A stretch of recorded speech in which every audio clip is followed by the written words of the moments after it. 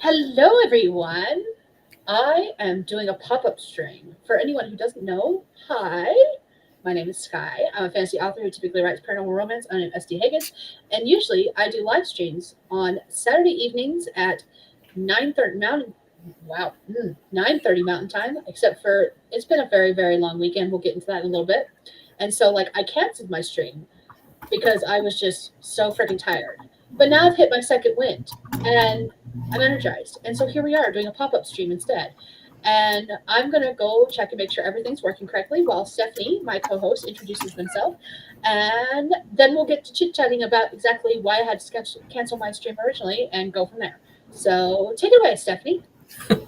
Okay, well, after that introduction, hi, my name is Stephanie. If you're here at this time, hopefully you know who we are, but if you're not, if you don't know, I am a romance author who primarily writes small town romance, and I am in the process of recovering some lost words for a work in progress that I have scheduled a pre order for because I feel like maybe it'll be okay. uh, yes. Ma'am, we talked about this. Maybe. I actually at this point we probably didn't. I'm probably making this shit up in my head. I know I've talked to myself about this. I do not schedule I for me personally. So I probably have not talked to you about this. Me Okay. personally, I do not schedule pre-orders until the book is done. Not just first draft, but like first, second, whatever, as many as it takes. Edited, polished, I formatted it, like it's ready to go. All I have to do is upload it and we're done. And that's when I schedule a pre-order.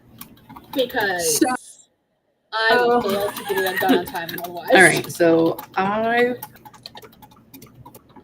normally I just pre-orders as a way to like hold myself accountable to have it done by a certain time. Um. So in like April of 2023, I think. This is 2025. Yeah, 2023. I had moved a pre-order, and then they said, okay, can't do that anymore. So so then the next one, I scheduled it, and then I ended up canceling the pre-order altogether because it wasn't even written, and it was like in October. It was this whole like thing because like, we were here, and then we had to go to Washington for like months, and then I came back, and everything was stupid, and hated everything, and so I wasn't writing as well as often as I used to, mainly because I used to write. We used to live in an RV, and I used to write at night after kids were asleep. But then Hannah was with us, or she moved back with us, my oldest daughter, and she would like be awake till like 2 or 3 o'clock in the morning. By then I was like done, so I wasn't writing.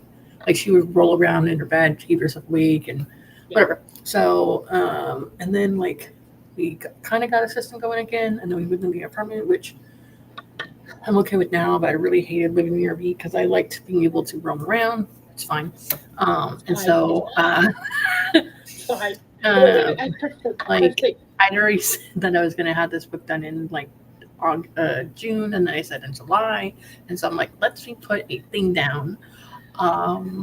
Yeah, so I've written like the first like 1,500 words. Some of it was already there in another Google Doc, and I've written some more tonight. And now I'm going through and doing like a bullet point list of the major scenes I want to have happen. Not like a detailed outline, but like a sentence like, she gets her keys and like sees the house, and like the next bullet point would be like her plant breaks the porch and then she sees Jared, and like just certain scenes I want to have happen, because that's usually how I outline my books. I usually don't do like chapter by chapter, like paragraph summary of each chapter. Okay. And I'm hoping if I do this bullet point outline, then it won't be like, well, I already wrote the story, now it's boring. Yeah. So, so I totally forgot I had canceled that outline or that pre-order in October. And Okay. so I was like, what the heck? You don't have a pre-order? So I got on the help with KDP, Kindle publishing, blah, blah, blah. And they're like, you have one that was canceled in October. I'm like, what are you talking about? Whatever. But then they said, I'll make an exception for you. So they released it me to be able to pre-order again. So then I looked through my stuff on my author side of stuff on Kindle. I was like, oh yeah, there is that one. It's fine. It's fine. It's fine. Here we go. Here's your emotional support dumpster fire. Says it's fine. I'm fine. Everything's fine. I love this thing. Okay. Anyways, so it's funny So that you that. mentioned publishing. What did you do? I haven't done anything yet. However, JC and I were talking earlier today, chatting during like the events I was at today, which again I'll get into in just a second. Mhm. And so we were messaging back and forth, and one of the last topics we talked about was related to publishing and publishing schedules. And I was like, oh, I'll make that the topic of tonight's stream then. And then here you go, talking about how you've already scheduled a pre-order. It's like you read our minds. Would you like to know when I scheduled it for? It's not October? No. Oh, okay. When's it scheduled? Oh, God. August? Yes. God, Stephanie. So it is. So like when you schedule a pre-order for on Amazon, you have the date that it goes live to everyone, but then you have a date that Amazon wants your files to be turned in by. Mhm. She has like 3 days or something, so it has to be in by the 19th Of August. oh, thank God. I was like, you do realize the 19th was yesterday, right? Technically speaking, Yes. it's still today for me, but going by Uh, the date that's suggested on the clock, that was yesterday. oh yes. All right. And then Real quick. live on the 23rd. Oh my God. Real quick, I'm going to say hi to JC because JC's in the comments. Hi, JC. Yes. She said, I'm here, Stephanie. And she said, except I do not do the whole pre-order thing. I have only done pre-orders a couple of times because I scheduled a whole series to be out in 2020, when the whole pandemic happened. Yeah. That did not happen, obviously, because I don't have a completed series out. I have 2 of the 4 books out. I had pre-scheduled all 4. And then I had beta readers tell me, I had all 4 written. I thought they were ready to go. And then I had beta readers tell me that the POV switch, it was a dual POV, they said it didn't work. And I stupidly. Like it work, or because like you were writing too similar between the 2 characters? They said it didn't work for the genre. Okay. Which was wrong. It turns out somewhat the 2 or 3 beta readers who told me they were prolific in reading paranormal romance knew absolutely nothing about the fucking genre. Oh man.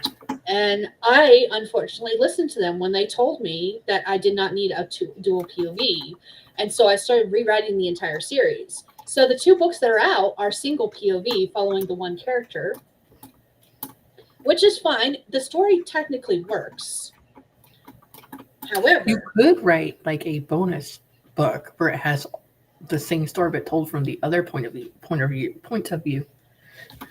I do have plans for the series, but what happened was that it ruined all of my pre-orders, and so like I did lose pre-orders for a full year afterwards because I had to cancel all those pre-orders because right after the first book was supposed to release, the first book released shortly after everything shut down and the pandemic happened.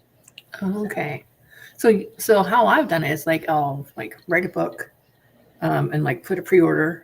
Like when I'm a little bit about halfway done with the book, I'll put it up for pre-order, and then it'll be done, pre-order, and then I'll immediately start writing on the next one. So I was literally writing book to book to book. That's what I plan on doing in the future, is that kind of. We'll get into that. So Heather is also here. Hello. And so I am going to butcher your name and I apologize. Is it Saham? I think that's right, but correct me if I'm wrong. Feel free. I will not be offended because I am terrible at names. So they have joined us. Okay. So the reason I had to cancel my live stream is because this whole weekend has been really fun. In not so many ways. So Friday, I work nights, and so I had work Friday night. However, on last weekend, we had tire issues, and I actually spent 2 days in a row trying to figure out rides back and forth to town and getting a tire replaced. And then on Tuesday, we had another flat tire. And the tire company luckily loaned me a tire until Friday when I could pick up tires that they had to order because they didn't have the exact right tires that were like fit for gravel roads, which is what I live on. They had city grade tires, not gravel grade tires, and I need gravel grade tires. Otherwise, we're going to be popping them left and right. So Friday morning, I had a tire appointment to go get the new tire and replace another bad tire that was fading. But my husband also had work on Friday, and then my girls and I were doing a color run.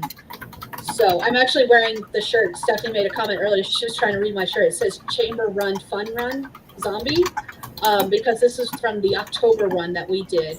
I do not run, by the way. You will never in our entire existence ever see me running. If you do see me running, there is something fucking chasing me, and you better run too, because it's going to get one of us, and it ain't going to be me. That's so funny. But so we had the color run where we got all covered in painted chalk powder, and we had to take showers before I could even. No one asked your opinion. I had to actually take showers before I could go into work last night, and then Saturday was spent between all day at fair. Roughly, we've been at the fair all day. We came home because my husband did not want to go to the rodeo, but the youngest and I went back for the rodeo, the concert, and the fireworks that rounded up the fair. So that's why I had to cancel tonight's live stream, is because honestly, when we got back home, I was so exhausted that I was dying. In fact, actually, I almost told the youngest that we weren't going to go back for the rodeo. We went back for the rodeo because I'd already paid for the tickets. So I was like, no, we're going. I did not pay that money just to lose out and not go. We're going. And now I'm awake and energized. So here we are. So did you go to the fair because your kids do 4-H? Is that why you went to the fair? No, we actually finished up all of our 4-H stuff long before fair. If they'd been doing other activities, they did archery and shotgun this year, which all ended well before fair started. And they did not end up doing anything that needed their presence at the fair this year. Gotcha. If we had, honestly, I probably would have taken fair week off, because we would have been there Wednesday, Thursday, Friday, and Saturday doing stuff, which is what we've done the past 2 years in a row. And let me tell you, that has sucked. I love fair, but it sucks. They have a 4-H here where we're at in Texas, and they actually have created a new project club meeting, however you want to call it. And it's specifically geared towards homeschoolers. So it's all going to be homeschoolers, and it's going to be once a month. And each month they're going to do one project area that the 4-H has available for like a year-long, thing. So kind of like a smorgasbord of all the different types of things that you could possibly do in 4-H, just to see what you might want to do. So that's fun. That is cool. So, and it's not too far. The meeting location is not too far from here. So that'll be good. We have 4 4-H clubs here, I think. 3 or 4. I think there's 3. There was supposed to be a 4th one, but the family that was supposed to start the 4th one, they ended up moving. So I don't know if there's still a 4th one, or if that one went with them when they moved. I don't know. But the one group is the homeschooling kids, because they decided to have their own, because they had a different set of schedule than everyone else. And then there's the club that my kids are in, and then there's another one that's mainly kids doing livestock stuff, so cattle, pigs, sheep, stuff like that. We had one of the 4-H leaders come to the library and present and do a presentation about all the different clubs and classes and stuff like that. There's a lot, and that's what I learned, that 4-H is not just animals. No, 4-H is everything and anything. My kids last year did a lot of animal-related stuff, but their first year, my youngest did robotics. She did baking. This year she did some crochet stuff. She did it as you actually could do anything with 4-H. If you could think about it, you can do it. Because they also have something called independent study, which is what my kids are going to do next year, actually. They're going to do archery and shotgun as independent study versus with the actual club. And, but you can do, honestly, my youngest has been writing lately. She's been joining some of the live streams every once in a while. Right. She's been doing writing. She could do that as a 4-H project, because anything and everything can be a 4-H project. Next year, my oldest is doing art. So, Okay. Yeah, and Illy then, really wanted to do like the vet tech program, yep. which is like $150 for the 3-year curriculum. It's 3 years long. Oh, that's cool. But at the end, you get to sit down and like take your certification to be a vet tech certified. That's awesome. But I told her you need to work on your procrastination of your own schoolwork. So like if you do other stuff out of the house, it's not in place of, it's in addition to. So we need to like get a like let's work on this school year, like you grasping stuff that you're doing. Like we'll still do the 4-H club that meets once a month because I don't feel like it's gonna be as like time consuming as like the vet tech curriculum stuff. So yeah. I'll need to look into that because if there's a vet tech program here, that would be awesome for the girls to do. Yeah. It's put on through, it's sponsored through Texas A&M, like one of the universities here, and then they have a satellite campus here in Huntsville. So yeah. Anyways, lots of stuff. Yeah. I was surprised. Jesse's like, yeah, obviously. I'm like, well, the reason our group is so weird. So like I said, there's that one group that's all the homeschool kids, and then there's the one group that's like all the livestock kids. Our group is basically a mishmash of everything because like our kids have been doing a little bit of everything. Like we had one do entomology last year, which is the study of bugs. And his display this year was a whole bunch of different dead bugs. It was so cool to look at though. And then we had some kids do mythology last year. Like I said, we've had robotics, we've had like computer programming. Like it's so cool some of the stuff these kids come up with that they can do. And they're just like, "Hey, can I?" And usually our people are like, "Yes, you can do it. Let's go. Let's do this." And it's been really cool. The girls have had a lot of opportunities to do some pretty cool things since we moved up here, honestly, and joined the 4-H group. 4-H was not as active's not the right word. The area we lived in did not have as active of a wide variety 4-H group. They had more of a clique 4-H group. They were horsey ranchers, and that was it. Back where we used to live, because we lived out in the country still back then too. We lived in like farmer country, so that's what their 4-H club literally was. And it was like one of those things where everyone grew up together and knew each other since they were babes. Oh, okay. So like it was very cliquish. Oh yeah, I get you. We get a lot of that here too, but I feel like in some ways it's a lot more open here than it was down there. Plus there's been a lot more acceptance as far as like what they can do for their projects, at least in this particular group, which is cool. Because it's not as focused on one particular thing. Okay, I see what you mean. Yeah, Ogre. Everyone's in the comments saying, "Poppy." Yeah, Ogre wanted to say hi. And that's laying behind me. And I've got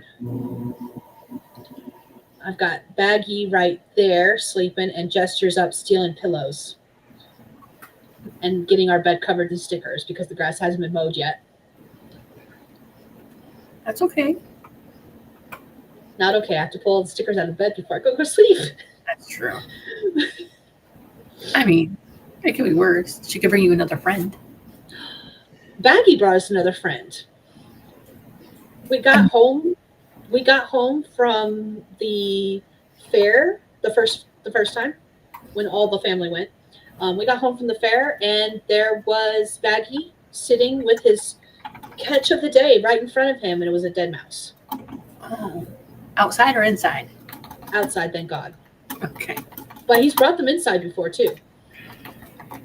Lucky us. So, I keep on thinking I'm going to get rid of our stupid cat because she pees on stuff, but then, she makes it for it when she finds a bug in the house in some random spot. And then she doesn't eat the bug that she finds. Because after it gets a certain size, she's like, I'm done. But she'll, pounce at it and, bat at it and stare at it and let us know, I found something. And then Jessie catches it and throws it outside. Okay. Oh, for anyone who joined me for the last live stream I did, my husband found a bun. that the one of the other cats was going to probably eat. She had caught it and he took it from her. It was still alive at the time. It did not make it. Oh no! It died a day later. Like, So, did it get hurt? I don't know.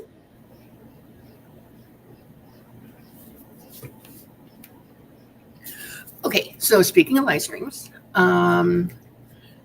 there's okay, so there is on the weekend of the 25th to the 27th, there's a YouTube channel that goes by the name Reading with Neva. Like, she does Okay. lots of reading, like reading streams, and she has a Patreon. She does like lots of book reading. It's like she has like a booktube.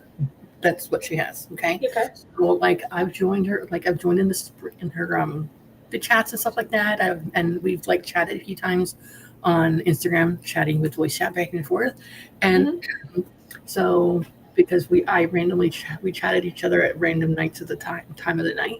She was like, "Hey, so I'm having a 48 hour stream, not like 40 hours together. Like she's having it 24 hours and then a break another 24 hours to Yeah. celebrate hitting 1,000 subscribers." Woo! So she's like, that being said, on Saturday, I am doing I think it's like a 3 or 4 hour stream. I think it's 3. I forget. But anyways, I'm doing 2 of them on Saturday, and one of them is at the normal time I'd be on stream with you. So next Saturday, I will not be on yours. Okay. Anyways, yeah. So I just wanted to let you know, like, not missing in action. I'll probably hop back and forth as like we're sprinting or whatever. So there's that. Yeah. Anyways, yeah. Just letting you know, I'm not avoiding you. I wanted to tell you now in case I forgot. She doesn't love me anymore.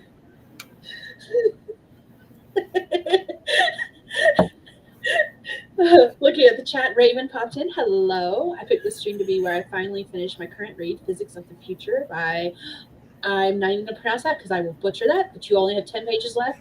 You can do it. We're going to sprint in a little bit. We've been a little chatty this time because I've been trying to explain what happened, stuff like that. All right. It's fine. JC was like, Stephanie changed that subject real quick. Real quick. Not really, because you were talking about something that happened on last stream, and you're speaking of streaming, and therefore I was speaking of streaming. There was a connection. It just happened. It's fine. It's all good. And Heather's like, I just heard speaking of ice creams. Live streams. Instead of live streams. Live streams. Ice cream does sound delicious, though. I'm just saying. I had a funnel cake earlier. Those are delicious. I love funnel cake. Like, if I ever go to a fair or anything like that, that's the one thing I refuse to leave unless I could go without buying any other food, but I am not leaving without a funnel cake. However, I fucked up. So I like plain funnel cake without the powdered sugar. I choke on the powdered sugar. Don't ask. It's crazy. Anyways, I spend more time getting it up my nose and choking on it than I actually do eating it. I'm just good that way. So I don't get it with the powdered sugar. However, this was like a specialty truck that had different flavors. So they were like, our specialty is huckleberry cream cheese funnel cake. And I was like, I don't want that. And then she started listing off some other flavors. And I was like, I want to try the Oreo. It was overcooked. Oh, no. How do you overcook funnel cake? It should be like this crispy, like light golden brown. No, this was brown. And it wasn't because of the fucking chocolate. It was crunchy. Like all the way through crunchy. And I was just like, this is not good. That's one thing I liked about Montana is they have a lot of huckleberry there. Yes. Huckleberry is famous here. Yes. Everything. Like earlier today when we got lunch out, we had Justin got a huckleberry milkshake. Like, we love huckleberry too. Like I like huckleberry. I did not want huckleberry on my funnel cake.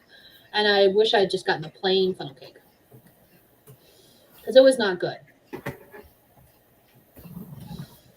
Grr. The Oreo portion of it was good, but the funnel cake itself, the thing I lived for, was burnt to fuck. And again, it wouldn't have bothered me so much, except for it's fair, which means they drive the prices up. Yeah. I paid $15 for a funnel cake about this size, square, rectangle, this Wow. size. Sorry, it was about this big with some whipped cream and some chocolate on it, and some Oreo dust, like crumbled Oreos. Yeah, that's Was not worth $15. Was not worth it. No. Anyways,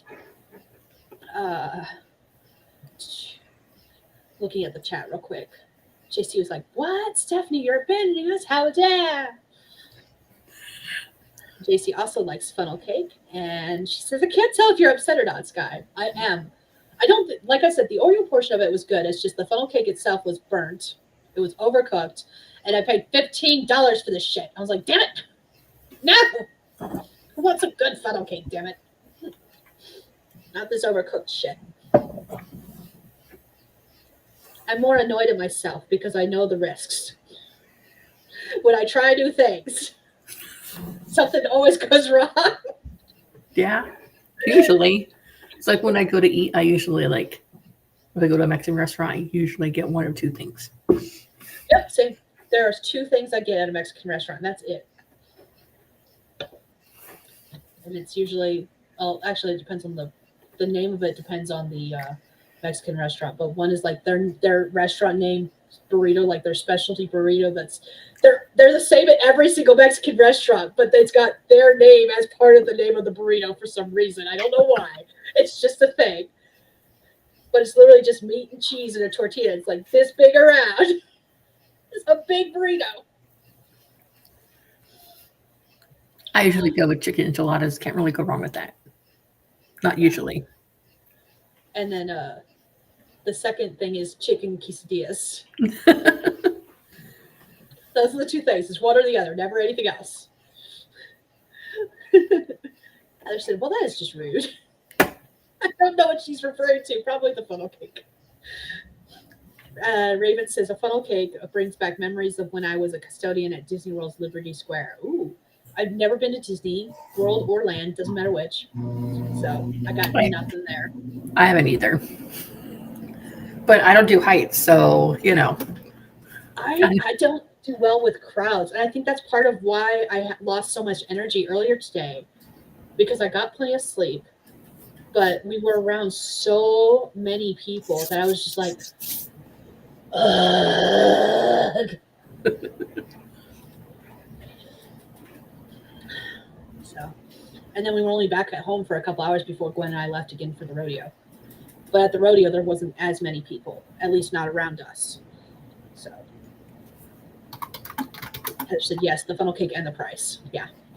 Gotcha. All right, let's do a sprint because we've been chatting for almost 30 minutes.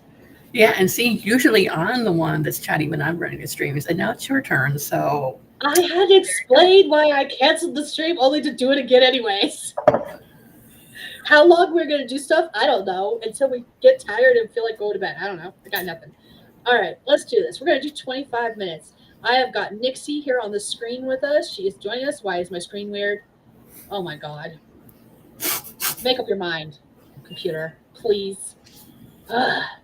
Okay, Nixie is going to join us. She's going to be our timer. She's going to keep us on the straight and narrow, at least a little bit. And then we'll come back and chitty chat because we like to chitty chat. Yes. And if you're new to my stream, welcome. And we're going to do 25 minutes. We usually, on a normal stream, we do 4 25-minute sprints with some chitty chats in between. And I put prompts on the screen for anyone who wants to write but doesn't know what they want to write about. So the first prompt today is, dude, you know I'm a writer. I need to know if you're asking me for a name suggestion for a character you hate who's later going to be eaten, or because you're pregnant and can't come up with any ideas. Where did you come up with this one? Facebook. Okay. This one came straight from Facebook because of a meme I saw, and now I can't find it. It's gone. I should have saved the picture. Oh well, whatever. It's gone. That's so funny. That's our prompt. That's what we're going to write about. If you want to, you don't have to. Jess joined us. Hello. Good morning. JC saying behave, Nixie, and everyone saying hi to each other. And with that, I am going to go ahead and get us started on the sprint in 3, 2, 1. Let's go.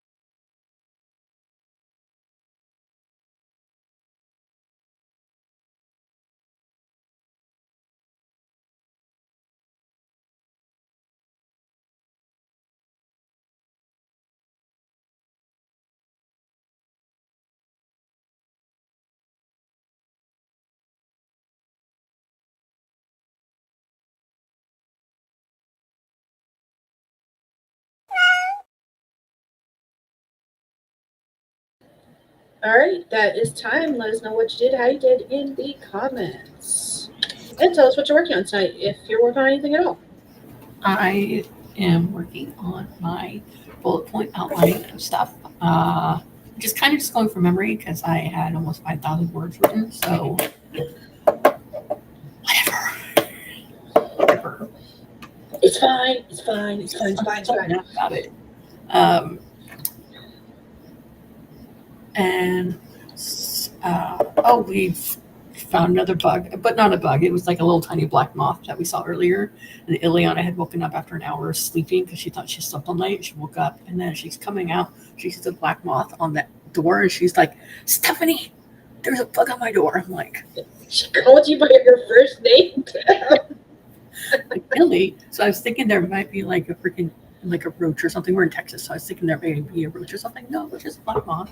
Just I go, I'm like, is that what you came out? She's no, I woke up. Yeah, you've been in bed for an hour. Go back to bed. I'm like, so that was different. She goes, well, I panicked and it was an emergency. So fair. Yeah. That's what I looked on really. I was working on my master list, which I thought was complete, except for I figured out, I realized a flaw in my plan with my master list. So I had series all grouped together under like one project name, except for then if I say what I've done recently is I moved one story from being a standalone to being part of a series. That screws up my master plan. So I need to do them as individual projects, not group the series together. So it's just something I realized, and I'm slowly figuring this out. I have a suggestion here. Okay, so you're like, let's say it's like ring clouds and then dust bunnies and then monkey playing, and they're all part of a series. I'm making up titles here, and they're all part of a series, and you're grouping them underneath like one project. But if you did like 17A is this, and 17B is this, and 17C, so it's all the same number, but it's just different letters. That's what I was originally doing. But like, say I take a project that was, say I take project 21 and add it to 17. It would still stay 21, even though it was part of 17 now. Get what I'm saying? Okay, got it. So that's why I was like, oh yeah, there's a flaw in this plan. So now I'm reworking my list a little bit, and hopefully I'll get it finished because this shouldn't take too long. I'm just basically separating out all the series into individual projects. That's all I'm doing. Okay. Just means my numbers will rise, and that's fine. It's fine. It's fine. It's fine. It's fine. It's fine. It also makes it easier. Like, say I've got a series that I think in my head is only gonna be like 3 books, and I add like 4 more for whatever reason. It'll be easier to do that because I'll just add them as a new project, and then I'll be like, they're part of this series. Well, the one I'm working on now is book 5, and it's only gonna be like 2 books, so you never know what can happen. Yeah. Let's see. JC and Heather both were like, oh my, to the prompt. Heather is doing some beta reading while listening to the rain. I would love some rain. Just saying. That would be amazing. We don't get that often here. Raven finished their current read. That's awesome. Congratulations. We're here to celebrate with you. And hello, Pete. Welcome, welcome. I think that is all of the comments. But yeah, my whole goal is to finish this master list. I thought I was done. I keep coming up with flaws. I'll get it finished eventually. And then once I completely finish it,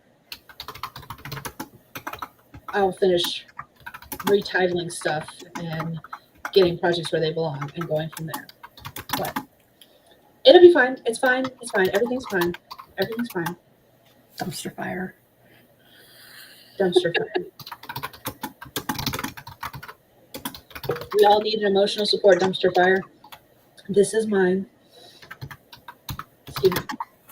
It's all fine and dandy.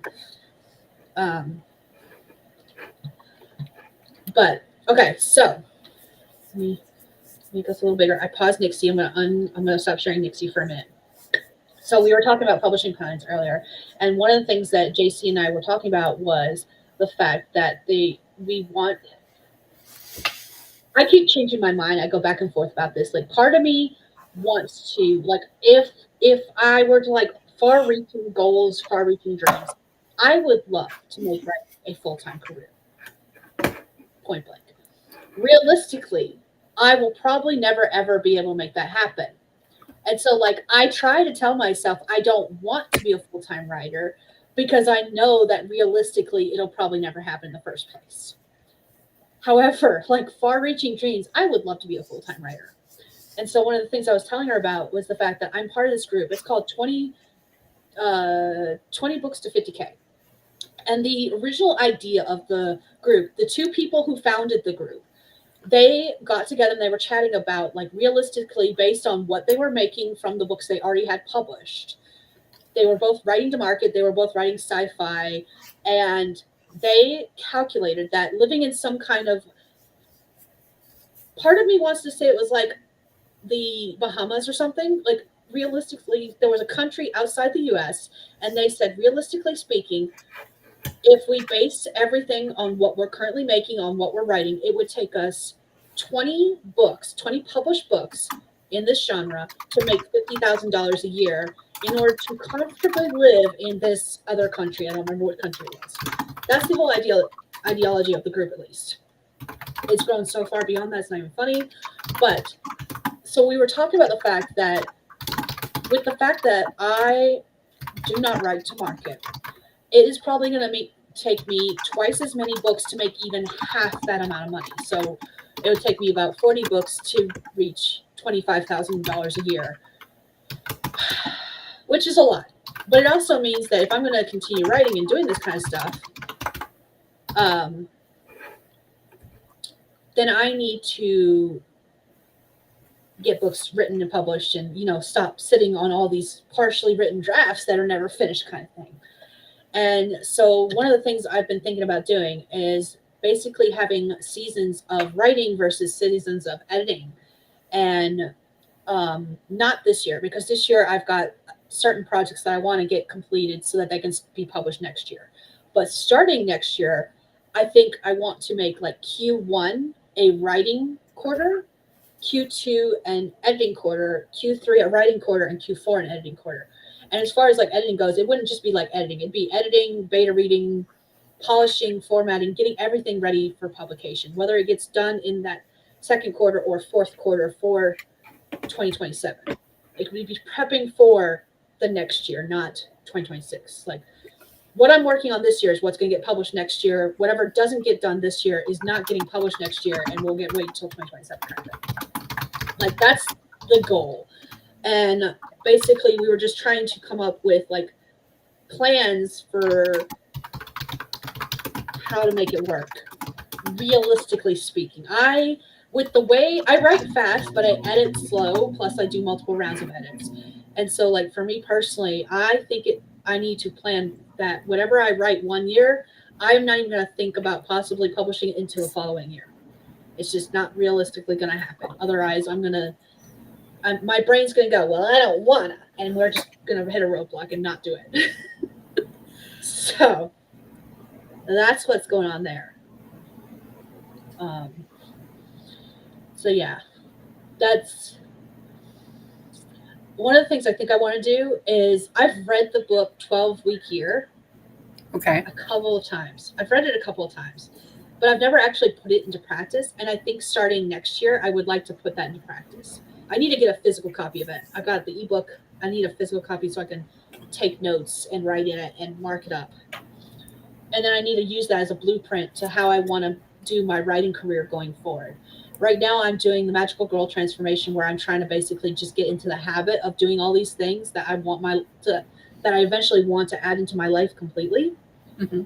And once I get that routine established, next year we'll be taking that routine and using it to start putting an actual publishing career in order.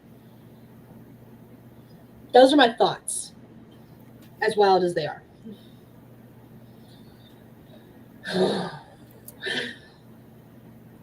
It's a lot of work, and I don't wanna. Well, I mean, you're doing the 80K August, right? Yes. And the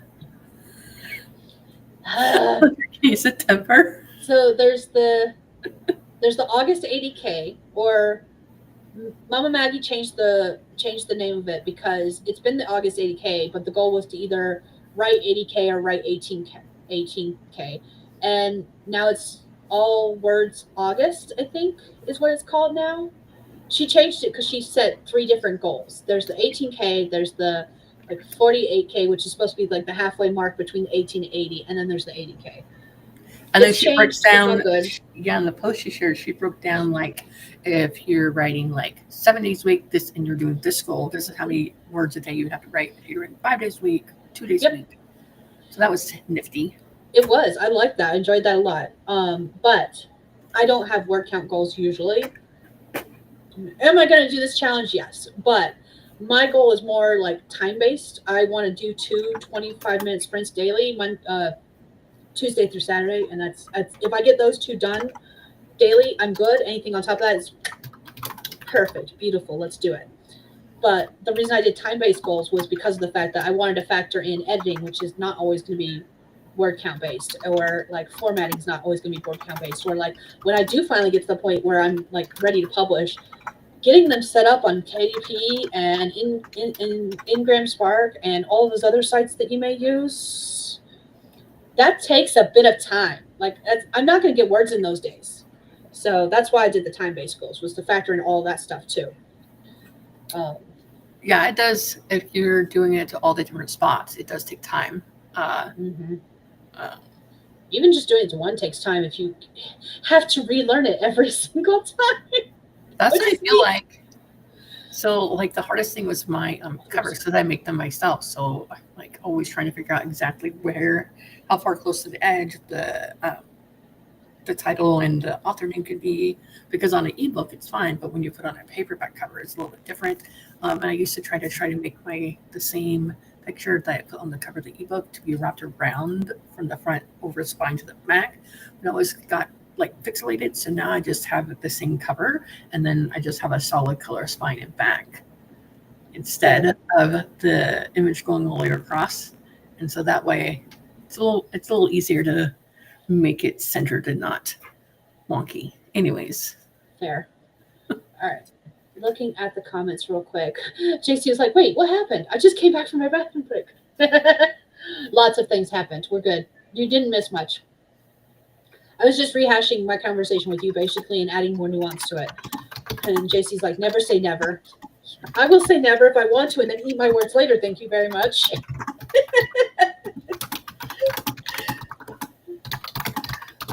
Don't put that out into the universe.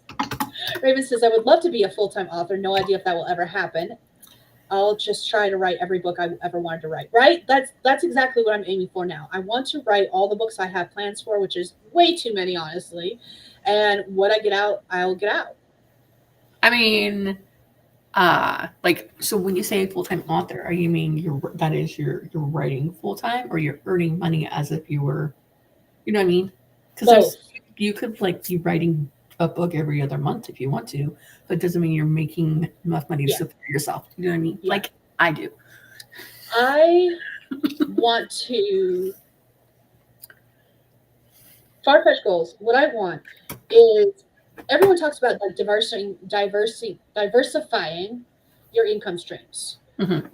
I have no desire to. That's too many. I do not have 8 tentacles like an octopus. I cannot do that shit. I cannot be doing ads over here and doing Patreon. Like, I'm struggling just to do what I'm doing. So, like, I get the reasons why behind they're like, you should be doing this, and this in order to make even a little bit of money. And I'm like, I do not have the patience or the energy or the time or whatever for that. So what I would like to happen is I'd be working as an author full-time, meaning I'd be like, that's my 9-to-5 job, just writing, editing, publishing. And I would like to be making enough money that I could be the breadwinner and pay all the bills And my husband can go back to being a house spouse. He's good at it. He does the dishes. He makes me food. Like, he is good as a house spouse. That is dream end goal. Like, that would be amazing. I write my books. I make enough money to pay the bills with my books. And I don't ever have to cook or wash another fucking dish. Because I fucking hate dishes so bad. So much. That's like end dream goal. Will it ever happen? Probably not. But that would be a goal. So both. Both is good. JC's mad that I write in books. I only write in nonfiction books. My craft books, I take lots of notes. I feel like the ones that are there to teach you something, it's okay to like highlight or write in or put sticky notes in or whatever. Yeah. With my fiction books, I haven't written in the fiction books, but I put like tabs in the fiction books and written on the tabs. That being said, in high school, I did write in my fiction books. Like, I had a copy of, what was the one book that I took? Like, The Crucible. I do not do well with plays as a reading medium. I do well watching plays. So when we were reading The Crucible and Death of the Salesman, those were the main two. When I read those in school, I had to take a fuck ton of notes because I had no idea what the fuck I was reading. Wait, and I did not understand it. I didn't know The Crucible. I didn't know The Crucible was a play. We read the play version of it. Oh, okay. I don't think the original book is a play, but we read the playbook for the play. Okay, because we were doing plays at the time. Got it.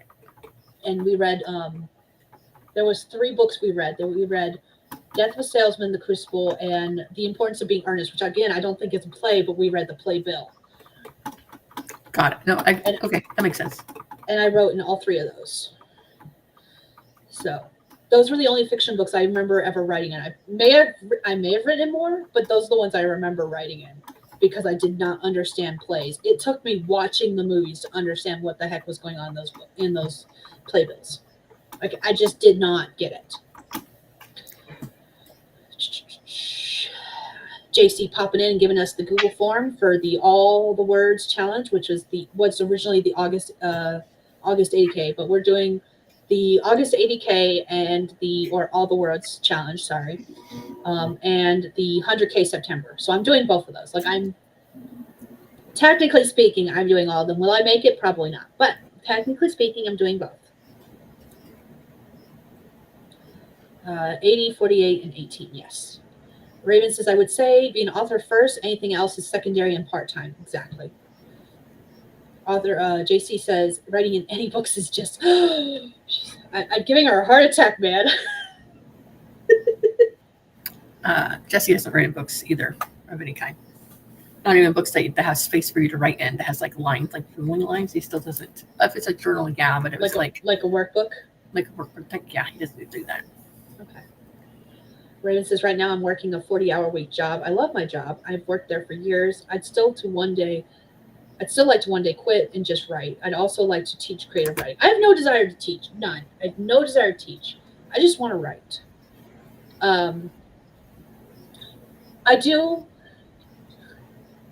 complain about my job a lot. I do. However, I like my job. It pays decently enough that we get by. Like, Justin, technically, during the summer months, he works a full-time job. During the winter months, he works a part-time job. And between the two of us, we make enough money. We're good to go as far as, like, all of the bills are paid on time and stuff like that. And we have a little bit of extra money, even during the part-time winter months. That said, I do not like the company I work for. I do not like my manager and my supervisor. Mainly my supervisor. I haven't even officially met my manager because I had already switched to nights when they came onto the team. I've gotten emails back and forth, but I've never met them face to face kind of thing. Okay. So, like, but the company, and this is probably because it's a corporation, and honestly, this is probably true of 99.9% of corporations, they are so full of shit, it's not even funny. So I do not like the company I work for. However, my actual job is amazing. I actually have a lot of flexibility in my job because I'm literally the only one working in that position in that shift, and that perfection, love it. Um, but if another job came around that I liked just as much and said, "Hey, we want to hire you and we're going to pay you the same or even more," I'd take it in a heartbeat. Okay. Just saying. Like, I wouldn't even give a 2 weeks notice. I'd be like, "Bye. Here's my keys. Good luck finding someone to work my shift." So, but yeah. That being said, they are making a lot of changes at work. Again, it goes back to corporations being stupid. That may affect my job when I come back from my North Carolina trip in November. So things might be changing anyways. We'll see. That's a whole basket of worms I haven't even sat down and begun to process in my own head yet. So I don't have words on exactly what might change. Just I know that change is coming, and I don't know exactly how it's going to affect me yet because of all the changes they're making at work. It's fantastic fun. I love it so much. JC says, back when I was working an office job, I was told them I'm a writer and that this job is my part-time. Technically, it was my full-time, but I never treated it that way. JC says, since I was 6, I have always told anyone and everyone who would listen, I'm a writer, plain and simple. Everything else was a side hustle. I love that mindset.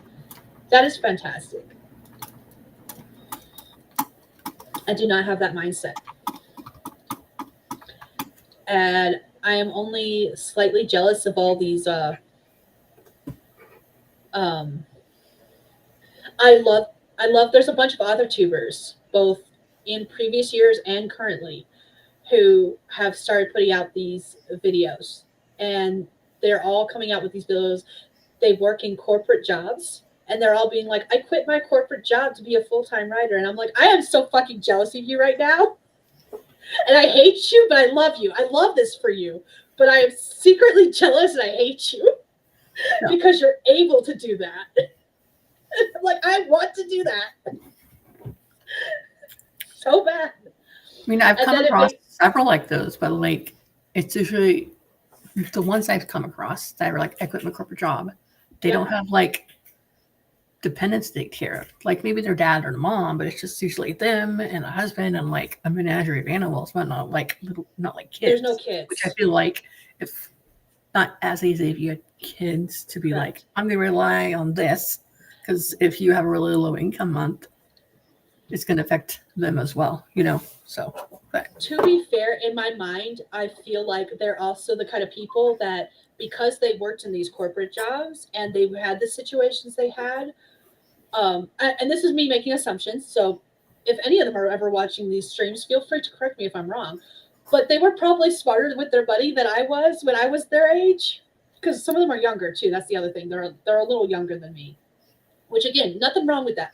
I'm not saying any of this to say that they are doing anything wrong. In fact, actually, they're doing a lot of things right, and that's why I'm jealous. And they probably had time to like save up a stockpile of funds they built up before. funds. So if it doesn't go off, it doesn't go as planned, then they're not like, oh crap, you know. Yeah. Whereas Justin and I have always lived paycheck to paycheck for as long as we've known each other, and we knew each other in high school. So I'm like, that's how I've done it. So I got nothing, yo. Yes.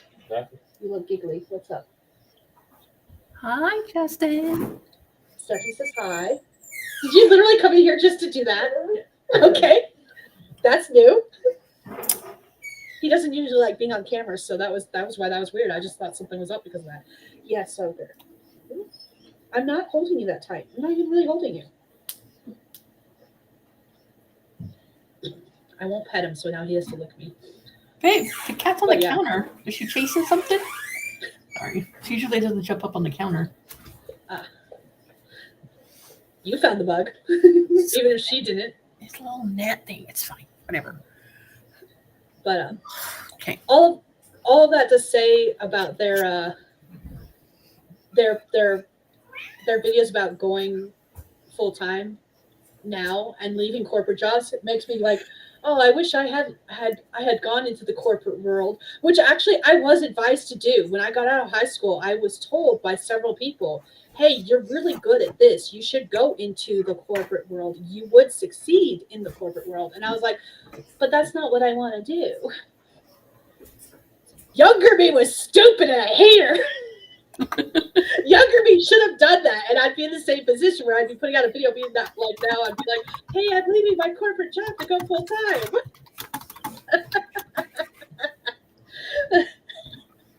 Dang it! Mistakes were made. And now I've got the opposite because now I'm doing all these courses, and one of the things I'm trying to do is go back into the corporate world with bookkeeping and accounting. So I went the opposite direction. We'll see how it pans out. It may not come to anything, but it may. It might. We'll see. All right, we've been chatting for a bit. Do we want to do another sprint? Yeah, let's do that. Let's do that. I'm going to get back to my master list that I screwed up and I'm trying to fix. Let's do it. All right, let's share this screen. Look, I stopped it right at the 3-second mark because I am good like that. So I changed it around. All right, Nixie says it's time to write. And our second sprint, for anyone who wants to use it, you do not have to, says, "We're on an island with no escape. I said you're eating meat. I never said what kind. Use your imagination. Or don't. I don't think you want to know." What? My brain works in mysterious ways. Just go with it. It's like some Go. cannibalism thing going on there, lady. How do you know it's not? So it seems like. It might be. That's up to whoever writes the story. That's true. All right. 25 minutes starting in 3, 2, 1. Let's go.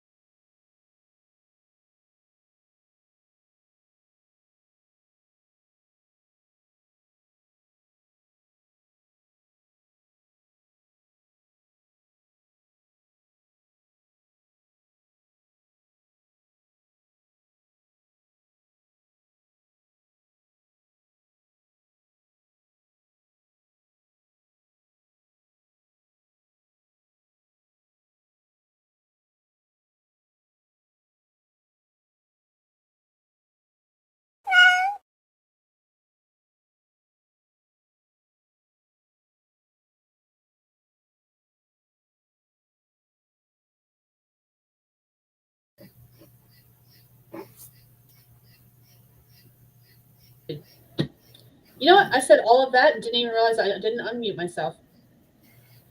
What did you So say?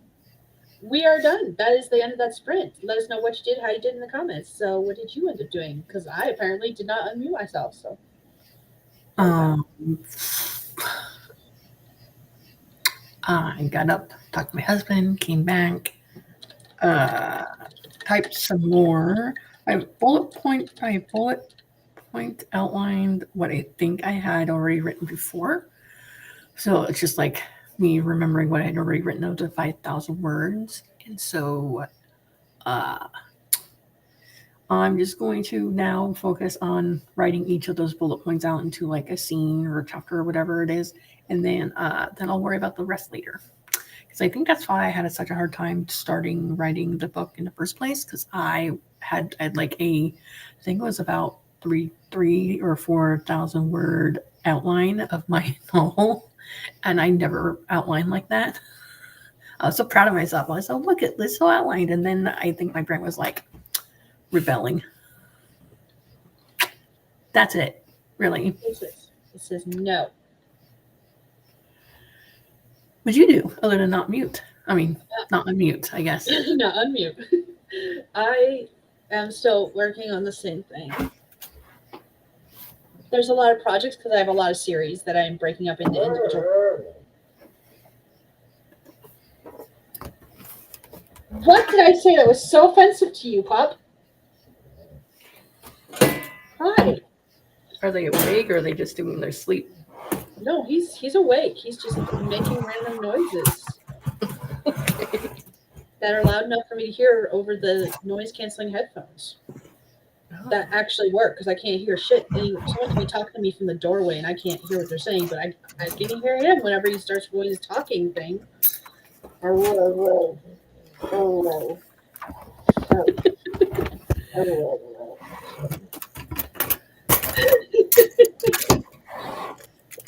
have no idea what you're doing, but it sounds very eventful too on your end. Oh, okay. I'll show you when I go back on camera. But I am moving my computer around on my desk because I'm switching from my rectangle keyboard to the ergonomic one, and it takes up a lot of space in front of on the edge of the computer or on the edge of the desk. So I'm moving some stuff around. I'm sorry. Yeah. I did not mean to run over your foot. Sorry, are you good? I ran over his foot when I backed up the chair. I did not mean to. I was backing up so he could like get up closer, and I didn't realize he was as close as he could get. He's fine. He's just one big giant talking baby. It's the other foot. I think. I don't know. Yeah, that one. Whoops. I did not mean to run over his foot. See, this takes up a lot of space. Yeah. Because of the wrist lay thing, which I keep on resting my wrist on the edge of my desk. I have been seeing more people use that one. It's like a foam mat that goes in front of your keyboard, but it's like a bunch of bubbles to look like clouds. It's super cute. And I look at it, I'm like, part of me would love to have that. The other part of me knows that texture after a while would annoy the shit out of me. Yeah, I mean, I've seen other ones that kind of do the same thing. There's not as, like, bubbly, you know. And see, this one can fit underneath the laptop now because it has that L bracket thing that I was, yeah. So, a little bit more space. Yeah. This is how the computer was set up when Jackson was using it yesterday or the day before to do Khan Academy grade 8 math on the computer because we started back to school this week. Okay. And Jackson was like, but Mom, you said August. I said, yeah, but you guys are procrastinators to the extreme. And like, we don't do a lot of school in December because the holidays and birthdays and stuff. And I'm okay with that. Okay. So I'm like, we've been doing school year round for like the past 4 years. And he's like, yeah, but we're in an apartment now. I'm like, what does that matter? He's like, well, because we're not traveling. So we have more time to like do stuff. I'm like, okay.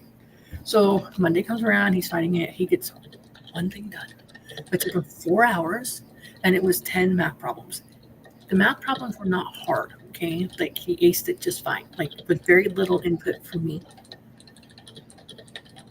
It was simplifying algebra expressions with one variable in it, like 2x plus 6y, or 2x plus 6y. I don't know, whatever. Just variable expressions, okay. So it took way too long. And then Illy didn't get to do her math because they're in the same math book, but different. But now they're in different lessons and chapters because Jackson's fed through all like the percent stuff, like tips and commissions and interest rates. He's fed through all that because he's like, oh yeah, this is fine. He's really good at math. So, so I was like, okay, how about, so on like so that didn't really go over well. I'm like, well, this is going to take us forever to get through the second half of the book. If we keep on doing like, Illy does math one day and Jackson does math the other day, or if they do math on the same day. So I decided that Jackson was going to do Khan Academy grade 8 math. And I was like, let's see what you know from grade 8 math. Because that when you do a course on Khan Academy, there's a challenge course. So you can do the challenge course and over everything you're supposed to learn that year in that course. And then sometimes I'll have to do that just because, like, if it's something they already have some experience with, they'll get those questions correct, and then they don't have to redo them, and I'll just fill in the gaps. Well, Jackson forgot some stuff because they started grade 8 math last year in August, and they haven't moved past it because they're progressing a lot. So I'm like, all right, let's just see what you got, whatever. And then I was stumped on this particular thing of like taking a decimal with a repeating number, like 1.35 or 1.36 with the 6 repeating or something like that, or 1.33. How do you take that and move into a fraction? So after an hour of like searching all these different, we have like 3 different textbooks with like notes and stuff in there, and then one on Khan Academy, and which was saying subtract. I'm like, what? How do you get from there to there? So finally, there's this. I forgot about this YouTube channel, which the kids love, and it's run by a math teacher, and it's Math with Mr. J. Okay. It breaks everything down really, really easily, and it literally said step 1, step 2, step 3. And the step 3 is the one that told us why you're doing this step or how you get to this step. I thought it was fine. So, anyways, on Monday, we're gonna try Jackson doing Khan Academy and Illy doing math on paper, because Illy doesn't do well with like, okay, there's a screen and it's video and then writing stuff down, and she prefers just reading all the information, which is totally fine by me. So Jackson is able to like take the keyboard and like shove it underneath the computer and then use it for scratch paper. And he's realized, like, just because it's on Khan Academy and it's a computer doesn't mean you can do math completely 100% without writing anything down ever. Mm-hmm. And so he wrote something down, and then I looked over the paper and like, why'd you erase it? He's like, well, because we're on to the next problem. Like, this paper is here for you to do scratch paper on or like figure it out. Like, I'm not grading this. This has nothing to do with what you're doing. Like, the only thing I care about is what Khan Academy tells me. It's like, oh, okay. So it's a learning process. You'll get there eventually.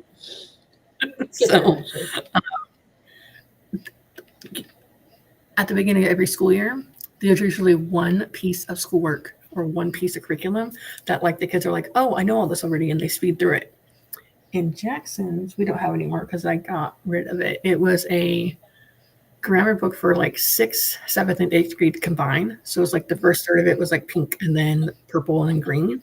And so at the end of each section was a test for that section. So like, all right, Jackson, let's do your grammar test. It's like predicate and subject and like passive and aggressive, passive and active voice, things like that, to see what you know. So I had him do all 3 of them in a day, and he got like maybe 4 wrong total of the whole thing. So I'm like, oh, well, there you go.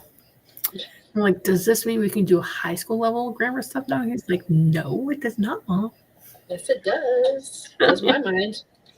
So I'm like, well, it just means that you know all your stuff. So when you write things, regardless if it's for a paper or for yours answering a complicated history question, you can write like this. So, but yeah, it's usually one of them is like they like speed through it. It's just super easy. And this year it was Jackson.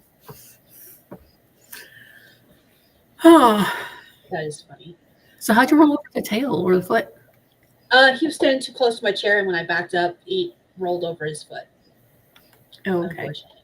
And now he's hiding under the bed chewing on a bone. Justin gave him lots of loves in my place. It's all good. He rolled over, and Justin was rubbing his belly, messing with his foot. He's fine. He's just a big giant drama queen. I'm not saying I didn't hurt him. I know I hurt him. I'm saying that he made it into a bigger deal than it was. Oh, you've hurt me. I'm going to milk it for all it's worth. Give me bones and treat. He did. He did. That's why he's under the bed now, chewing on a treat. So was it yesterday? I'm gonna read the comments real quick. Yeah. JC was getting grossed out by the prompt, and Kay came in during that prompt. I'm so sorry, Kay. She's like, wonders what the F she just walked into. Utter chaos. Perfect then. I have arrived in the right place. Yes, you have. Kay said it wouldn't be a stream without someone forgetting to unmute. He put some stuff, but deleted it before it could be read, so I have no idea what he put. Kay says, I love talking dogs. He is a very talkative dog. Yes, he is. He is the most vocal of all of our dogs. Texture would annoy me too. Yes. And yes, Ogre is a poor puppy, but I promise he got lots of loves. Is he back for couples? Yes, he keeps coming back, and then he disappeared on the bed. He hasn't been back since then. Too bad you can't do gifts on here. I have so many in mind for the pupper. I took Nixie down while we were chatting because we keep disappearing off the sides of the screen. Otherwise, it's just hard to get like centered and stay put. You know what I mean? We've still got two. I think we're going to do 2 more sprints unless we need to end before then. But I'm still good to go. I'm good. On my next sprint, I'll get up and get some water to drink, and then I'll be fine. JC is making me feel bad. She's like, no, he needs your love. You are the one who injured him. Do you know how much it hurts to have your foot run over? As someone who is constantly, I have to buy steel-toed shoes for work. Not because they're required, but because I run the damn cart over my own damn foot. So yes, I know how much it hurts. That is a big deal. I understand.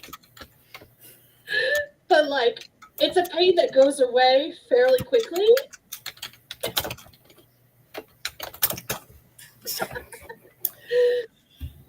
Oh man. Kay is down for more sprints. Yeah, we got at least 2 more, and I'll keep going until we get tired, basically, at this point. It's probably gonna be one of those days where I'm up all night, which is probably a bad thing because it's like 2 a.m. now. There's 2 things that may happen. Either we're gonna sprint until we get tired and we're like, we're done, or we're gonna stay up all night. What is gonna happen? I'd say it's like an 80-20, where 80% all night, 20% or done early. To be fair, the last couple of times that we've streamed, even when we got off, we have stayed up and just chatted off live camera. You're right, yeah, for like hours. And like the last time, Skye was like, "Oh, I'm really tired. I need to go check on Justin." An hour goes by. Oh, I really go check on Justin. He's probably asleep. 2 hours go by. And then Justin came in here and actually got into bed. And I did get off that time. I did get off to go to bed. However, I went to go climb. See, hi. Hi. I am sorry for running over your foot. Speaking of trying to get into bed, that one time I did get off because Justin did go to bed. I went to go get in bed, except I couldn't because this king-size bed had no space for me because this one was taking up 3/4 of it.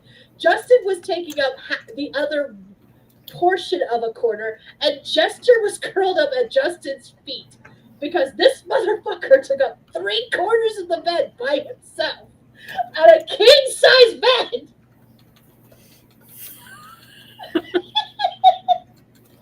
why I backed up. So you can come up here. Come on. No, not my boob. Lap. Where's your feet? Back up. Thank you. Hold your foot. Hold your foot. There you go. Hi. I know, I don't normally let you in my lap. Please stop licking my face. Thank you. See, they wanted to say hi to you. That is not a puppy. Yes, he is. He is a puppy. He is a huge dog. Oh, yes, Look at he that. is. He is very much a huge dog. He is also our youngest. He is just now 3 as of September. In September, he'll be 3. Ew. Thanks. I wanted fur. It's a lovely decoration. He is in the middle of a great shed.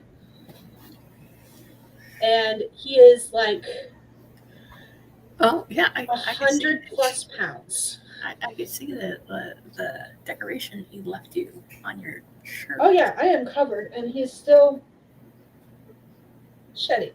So, we're in Texas, it gets hot here, but our cat only sheds when she's getting ready to be in heat. Like the 3 days before she's in heat, she like sheds. Yeah. I had to tell the girls. The girls have a bad habit of leaving just like clothes in their bathroom on the floor and then leaving the bathroom door open, which before wasn't a problem. Except for to keep the story as short as possible. Ogre is not neutered yet because the vet here, there's only one vet here in town, and he goes by animal weight, which means the heavier a dog is, the more it's going to cost. That's okay. Haven't heard Actually, of that most vets do that. Most vets actually do it by weight. Because they have to use more anesthesia to put them under in order to do the surgery, to neuter them. So, it's going to cost me anywhere from, depending on exactly how much he weighs, estimated costs are anywhere from $700 to $1,000 to get him neutered. Okay. So he is not neutered yet. He is the only one of our animals that's not fixed for that reason. But he is now 3 years old almost, and he has fully figured out that he is male because his favorite thing to do now is dig through the pile of dirty clothes and pull out the underwear and chew on them. That is his favorite pastime. Oh my. So I have to constantly remind the girls that they cannot leave their dirty clothes on the floor in the bathroom like they usually do. They have to put it in the tub up on the washer because he can get into the tall places if it's just set on top of the washer. It has to be in the tub. Yes, I know. I can see you. I love you. I love we you. Have like but you are we have like the pound, I guess, and they have a spay and neuter clinic every month, and it's way cheaper than that. Yes, it is. So he will probably begin neutered when we go to North Carolina because my mom used to work at a spay and neuter clinic that does exactly what you're talking about, and it'll cost me like $100. Yeah. Okay. Yeah, we can't leave clothes on the floor at all, or a cat will pee on them, regardless if it's her time of the month or not. In fact, the other day, I think it was like Wednesday, Thursday, I don't know what day it was. I was up late, and then I went to bed, woke up, and I was going to go back to bed. And I sleep on a towel on the bed. There's always a towel long width underneath me, because sometimes I'll sweat and then the sheet will stick to me, or the cat will lay on the sheet and it'll the sheet will start to itch my skin or something like that. So anyways, well, this one time I was the towel was done because it was hot here, so I threw it on the floor and I went to sleep. Okay, and I was almost asleep when I heard this sound, and I kept on the towel. I had Jackson to come get it, and he picks it up and had soaked the towel was folded in thirds, and the pee had soaked through down the carpet. So, and then I sprayed and sprayed and sprayed, and then the cat did not. I was like, "What are you doing? Get out of here!" And the cat ran away or ran out of the room, and she did not come near me for the rest of the day. Because she's like, "Oh no," she's mad. I'm like, yeah. So when certain people are like, "Oh, she just needs adjustment or she has anxiety," I'm like, no, she's being a bitch because she can, and she knows what she did was wrong. Yeah, I'm convinced. You can't convince me otherwise. But then she makes it for it by finding bugs in the house. So, you know. You win some, you lose some. Right. JC's like, he's back. Love him. Cuddle him. I did. I promise. Look at the adoring pupper. You monster running over his foot. Yes, all dogs are puppers. My family still picks on me. So I grew up breeding and raising horses and ponies, Okay. mostly ponies, Shetland pony crosses. But anytime we got to go past horse farms, which is all the time here, I say, pony! It doesn't matter if it's a miniature horse, a pony, or a big giant Shire, Clydesdale. Clydesdale is what most people think of with big horses, draft horses. Doesn't matter what it is a pony in my mind. Dogs are the same way, they're all puppies. Ogre is cute, and he knows he's cute, and he uses it to his advantage, trust me.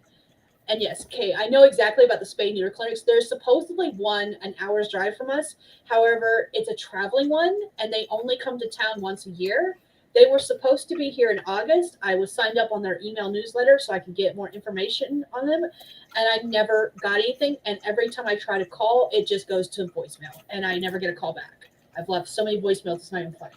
So either they don't do it anymore, and the number's still... It doesn't even go to like a voicemail as far as like, you know how it'll, with most businesses, it'll be like, you have reached blah, blah, blah business.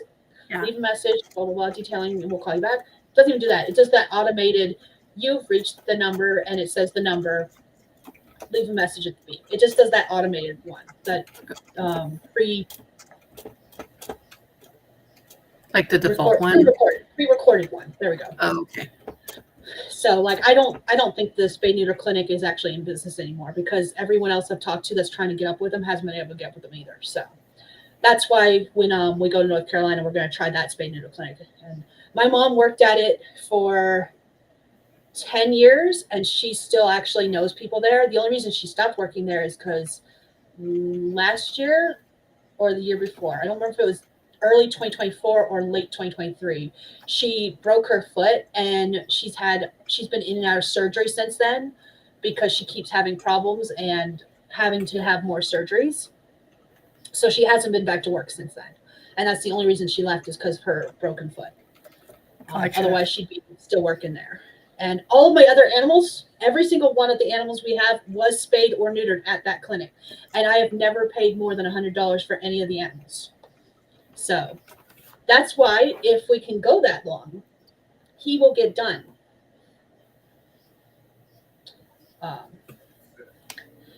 So it's just that I don't know if they will. They're always booked as far as appointments go. I actually need to call them now and be like, hey, this is when I'm going to be in town. Can I schedule an appointment for one of these dates? And they might tell me they're full up until like December, because sometimes that happens. They fill up fast. So that's my problem, is that they might not have, I'm only there for like a week, roughly. And Right. So they might not be able to take them while we're there. I might not be able to schedule it for that time. That's the only problem. Kay says, Liam doesn't care about the clothes on the floor, but shoes, they're another matter entirely. He likes to sleep with them. We skip the shoe phase. Please do not jinx me. I do not need him trying to eat on shoes or chew on shoes or even sleep with shoes. I need my shoes. Our cat will rub her body against mainly my shoes when she's in heat. Cats are fun. I'm telling you. Animals are fun. Let's see. Yes, he is adorable. We had okay, you had Percherons? I love that. So my husband is a very huge Legend of Zelda fan. And if we ever get a horse, he wants a Belgian because Epona from Legend of Zelda is, best guess, a Belgian horse. And I'm like, you want a draft horse? I'm here for it. I'm just excited you want to ride, period, and want to have a horse because that means we can go riding together, and I'm here for this. Can I afford this? No. But, yeah. Eventually, we will have horses, and we'll be able to go riding, and we'll get him a Belgian horse. Because that's what he wants. And yeah, I want a gypsy vanner or a gypsy cob or what's the other name for them? Drum horse. They were like they were the ones that wore the drums for war times periods, and now they're just beautiful horses, and I love them. And they've got the bulk that I know I'm not going to accidentally hurt them. That being said, I used to ride Arabians, so it's not like I'm going to hurt any horse. I'm not so heavy that I'm going to hurt the horse I ride.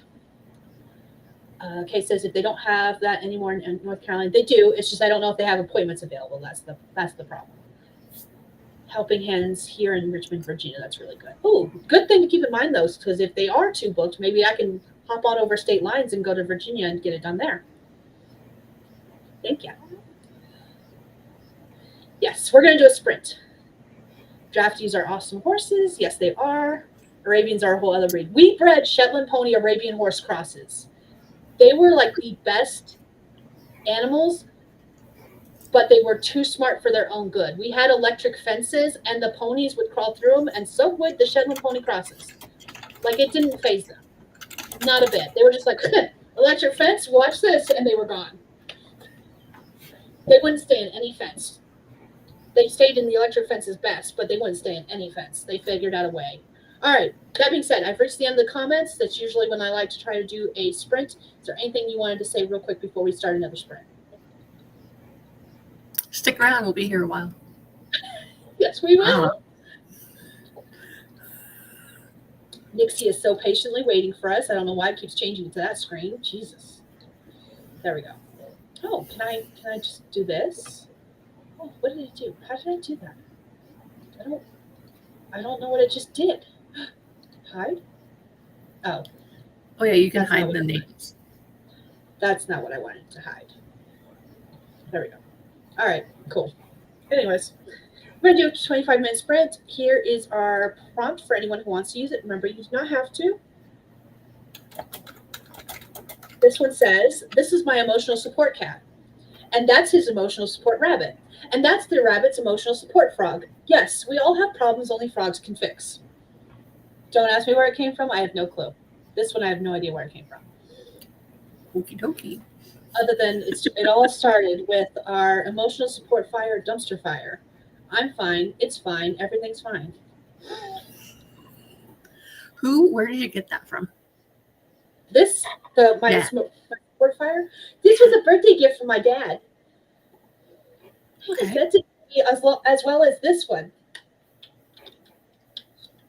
It's a dumpster fire. These are like memo cards, like note pieces. Oh, okay. So you can write notes on them. That's real cute. Go back in. And it's a dumpster, so it's got 2 lids.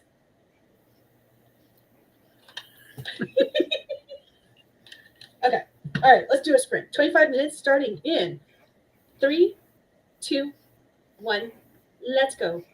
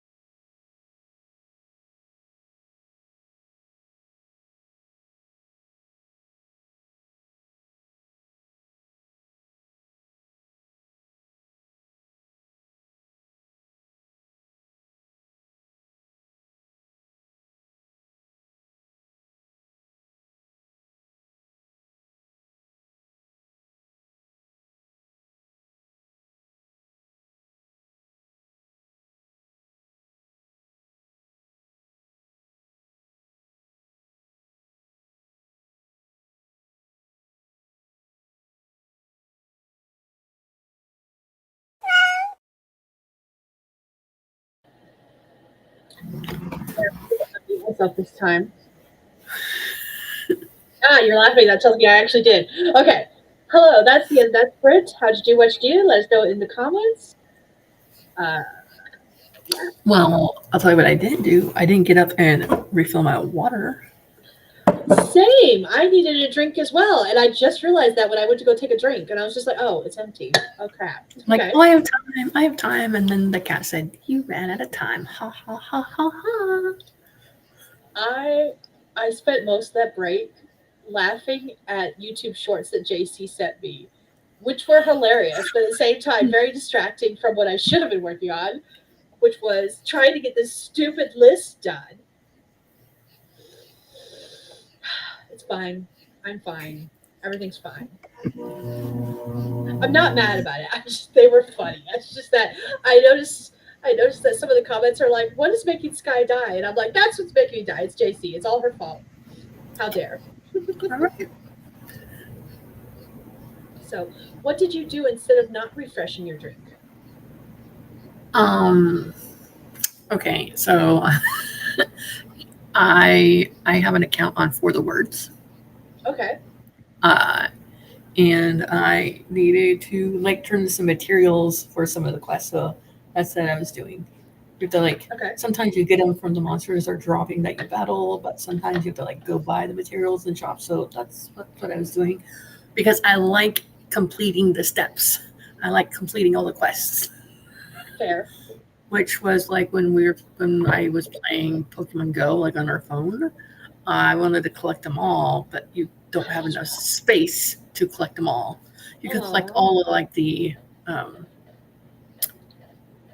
like the top evolution of each kind, but you can't have like One of each. like Eevee and then all the other forms of Eevee or like Pikachu and then all the other forms, whatever. Yeah.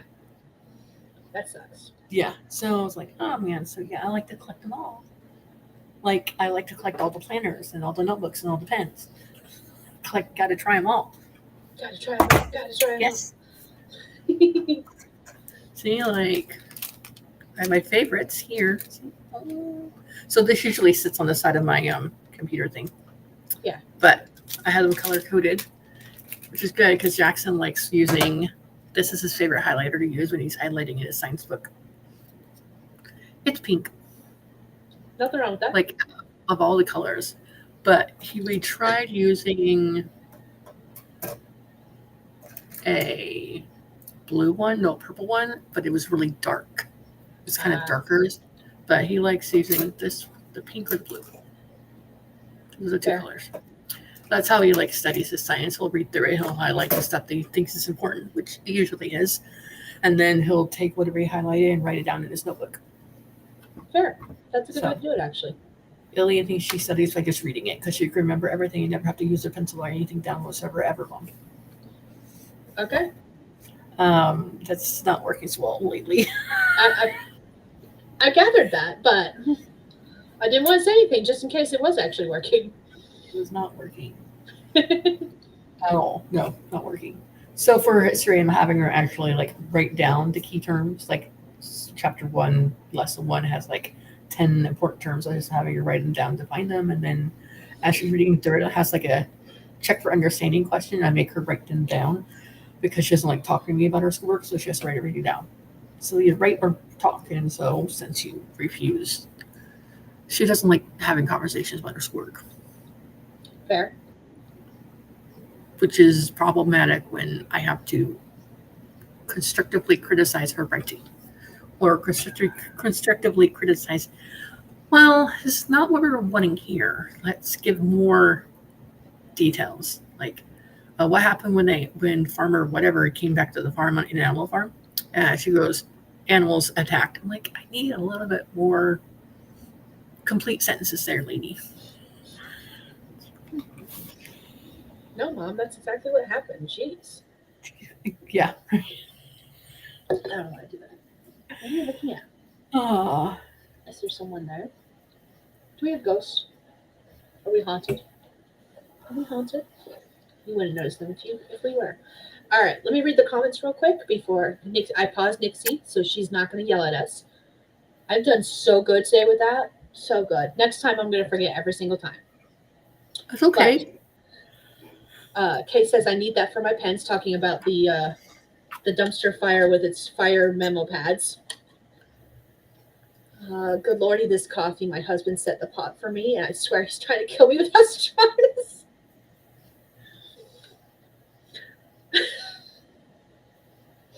If Okay. Jesse's still awake on the next sprint, if Jesse's still awake, I'm going to have him get up and make me coffee.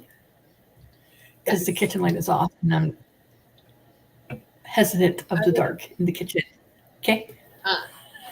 That's fair. I am going to have to go get my own Pepsi because I no longer hear Justin yelling at his game, which tells me he is probably asleep at his desk like this. So I cannot do that. And the kids are asleep, so meh. Okay, said Skye is about to die on screen. Yes, because I did not turn off my camera while watching all these shorts. Oh, speak of the devil. Hi. Hey, Justin, how's it going? Goblin was right behind you. You just shut the door in his face. How Like, rude. why does he hate me? It's not like he's going to stay in here anyways. He just follows Justin around everywhere.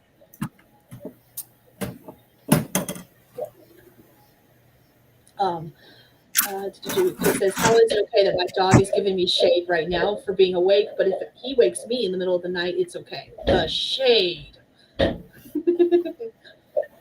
You were asking, what did you miss? Because I was dying on screen. Kay said I was laughing my butt off. JC admitted her guilt. It's all her fault.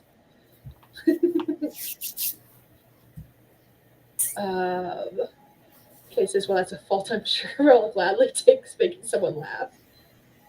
It made me smile, and I don't even know what's going on. Nixie is doing her job very well. We like Nixie. Kay says, I read for the most part and talked to the dog because he is seriously not happy I'm awake and the lights are on. Deal with it, doggo. Hashtag deal with it, doggo. Raven says, I just finished writing in my journal, going to bed now. Have a good night. I probably missed you, Raven. I apologize for that, but I hope you have a good night. JC says, I'm so sorry. I'll be good next sprint. I promise. Lies. It's lies. I agree with Kay. JC says, so are we all haunted? Yes. Yes, we are. We are, in fact, all haunted. I'm going to turn this a little bit that way. There we go. All right. I made it to the end of the comments. Hey, did you turn your camera because someone's undressing? No. I'll turn my camera away because Jess will come in and out the bedroom door with his underwear on. He's decent. He's just not wearing a shirt. I was totally joking, okay? I didn't realize that was. You totally guessed correctly, though. That was the sad part. It's not like my camera ever would have caught him unless I had done like the full range thing that I keep switching to. So oh yeah. It's all good. But like I said, he's fine. He's going to bed now. It looks like. Are you going to bed? Well, he's under blankets. I'm guessing that's a yes. Oh, does this mean you have to get off?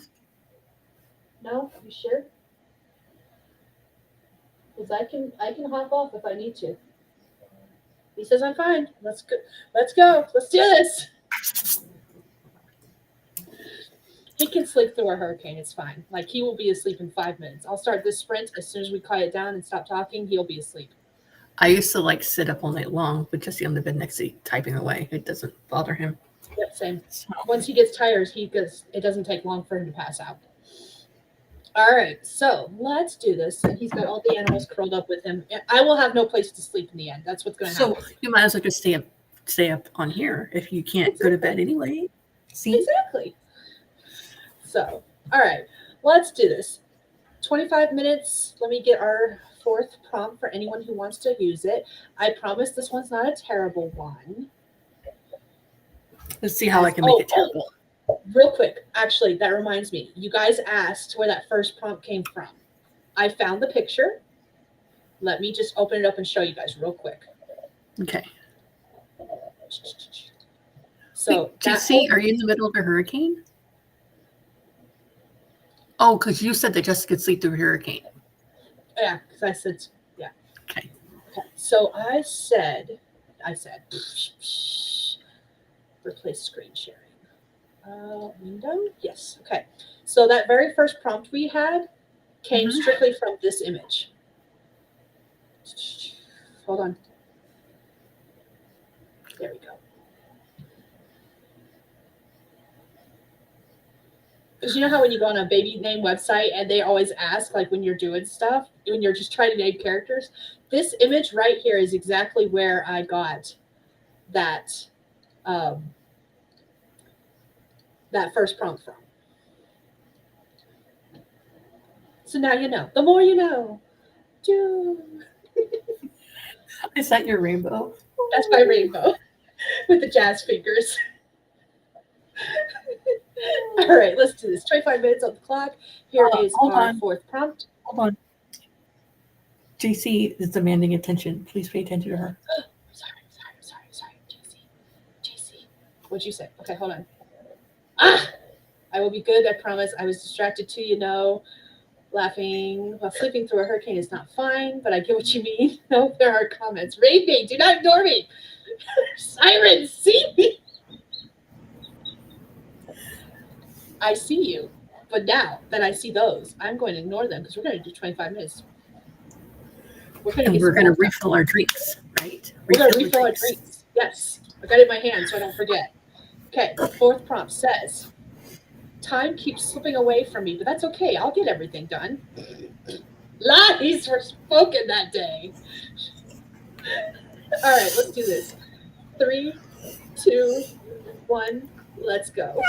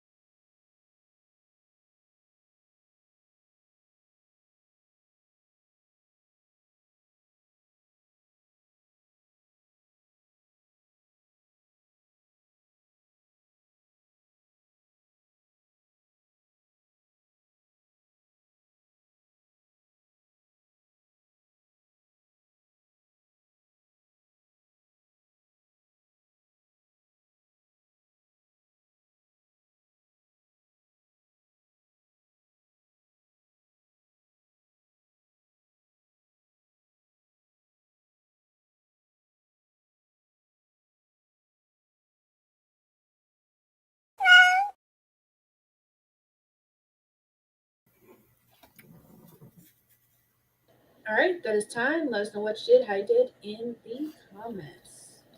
I got my drink. I got a sandwich. I ate my sandwich, then I had to wash off the honey off my hands because it was a peanut butter, banana, and honey sandwich.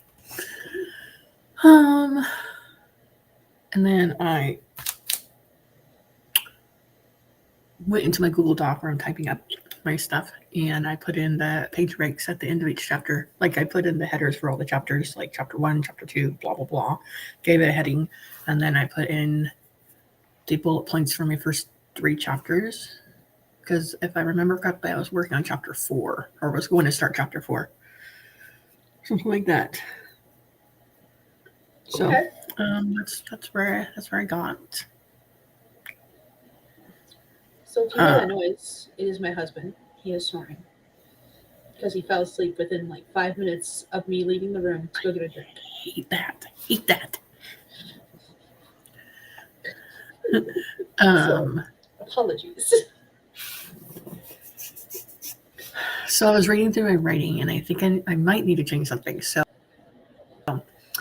I'd written a short story. Oh wait, Shane's story, the douchebag Shane redemption story that's out. The girl Evelyn, I believe I wrote it that she was going to go to nursing school, and then she failed at like the blood collection portion of the clinicals. Okay. Like she couldn't handle the blood like being drawn from her, or her drawing other people's blood. And so then she ended up working at the library. Like, okay. But then this story that I'm writing now is another person that's moved to the area, but she failed at nursing school, but not because she doesn't know how to be a nurse. It's because of her douchebag boyfriend.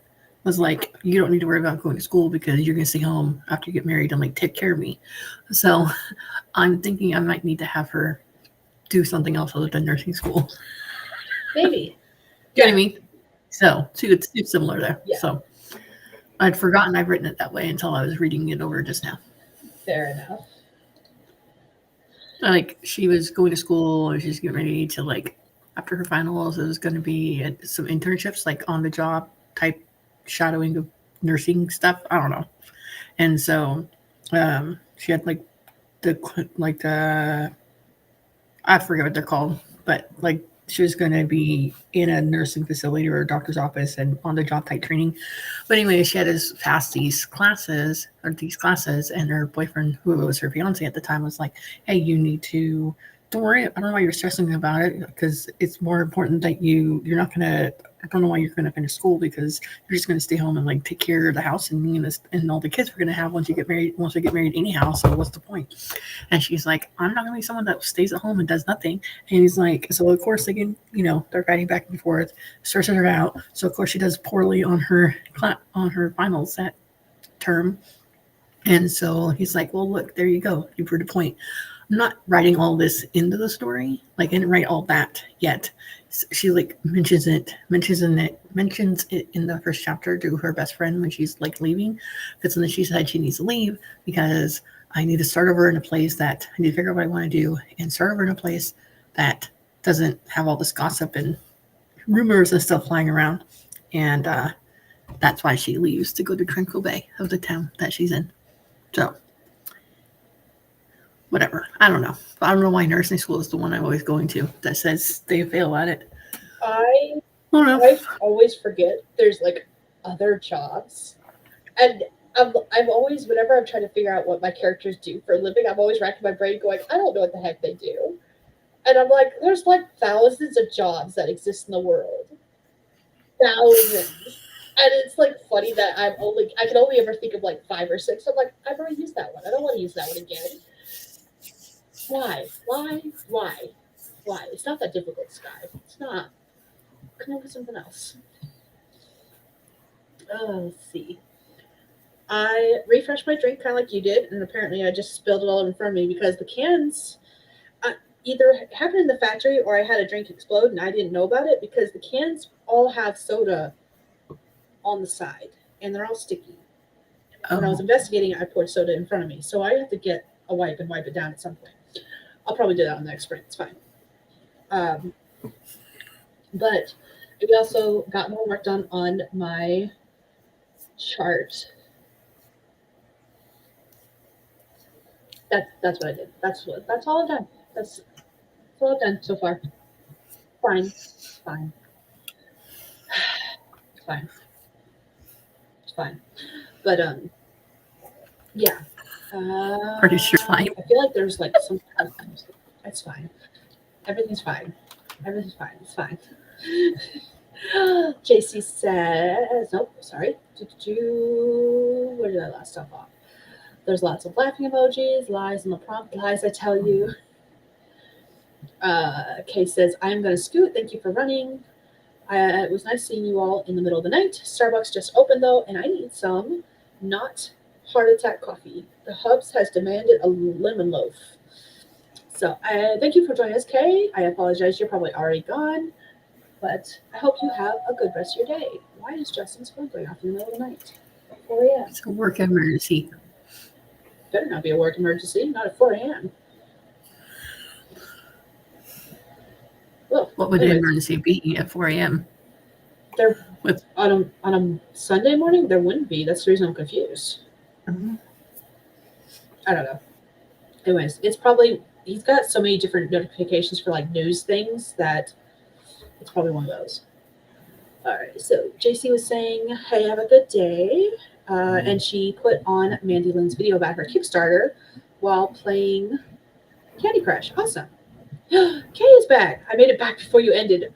Look, we were just saying goodbye to you, like on camera, and you're back again already. Congratulations. Welcome. You are talented. I do have a question. Okay, what is your coffee order? Oh, Like, do you have like a go-to coffee order? Like, I always get a caramel chai with an extra shot in it, and then made with almond milk. Because milk is harsh on my system. fair. I have discovered I need to stop saying that I don't like coffee because apparently that's not true. Apparently, I do like coffee, but it has to be sweetened because Justin has been getting coffees at work because they've been doing lots of extra hours that like and stuff like that. And so like his boss has been getting coffee along with everyone else that's been doing the extra hours. And so like yesterday, he had to go in early because they had tour buses come in, and he was one of the people that had to go in early to help bring luggage down from the ruins to the tour bus and load it onto the tour bus, which only happens in the summer, only happens every once in a while.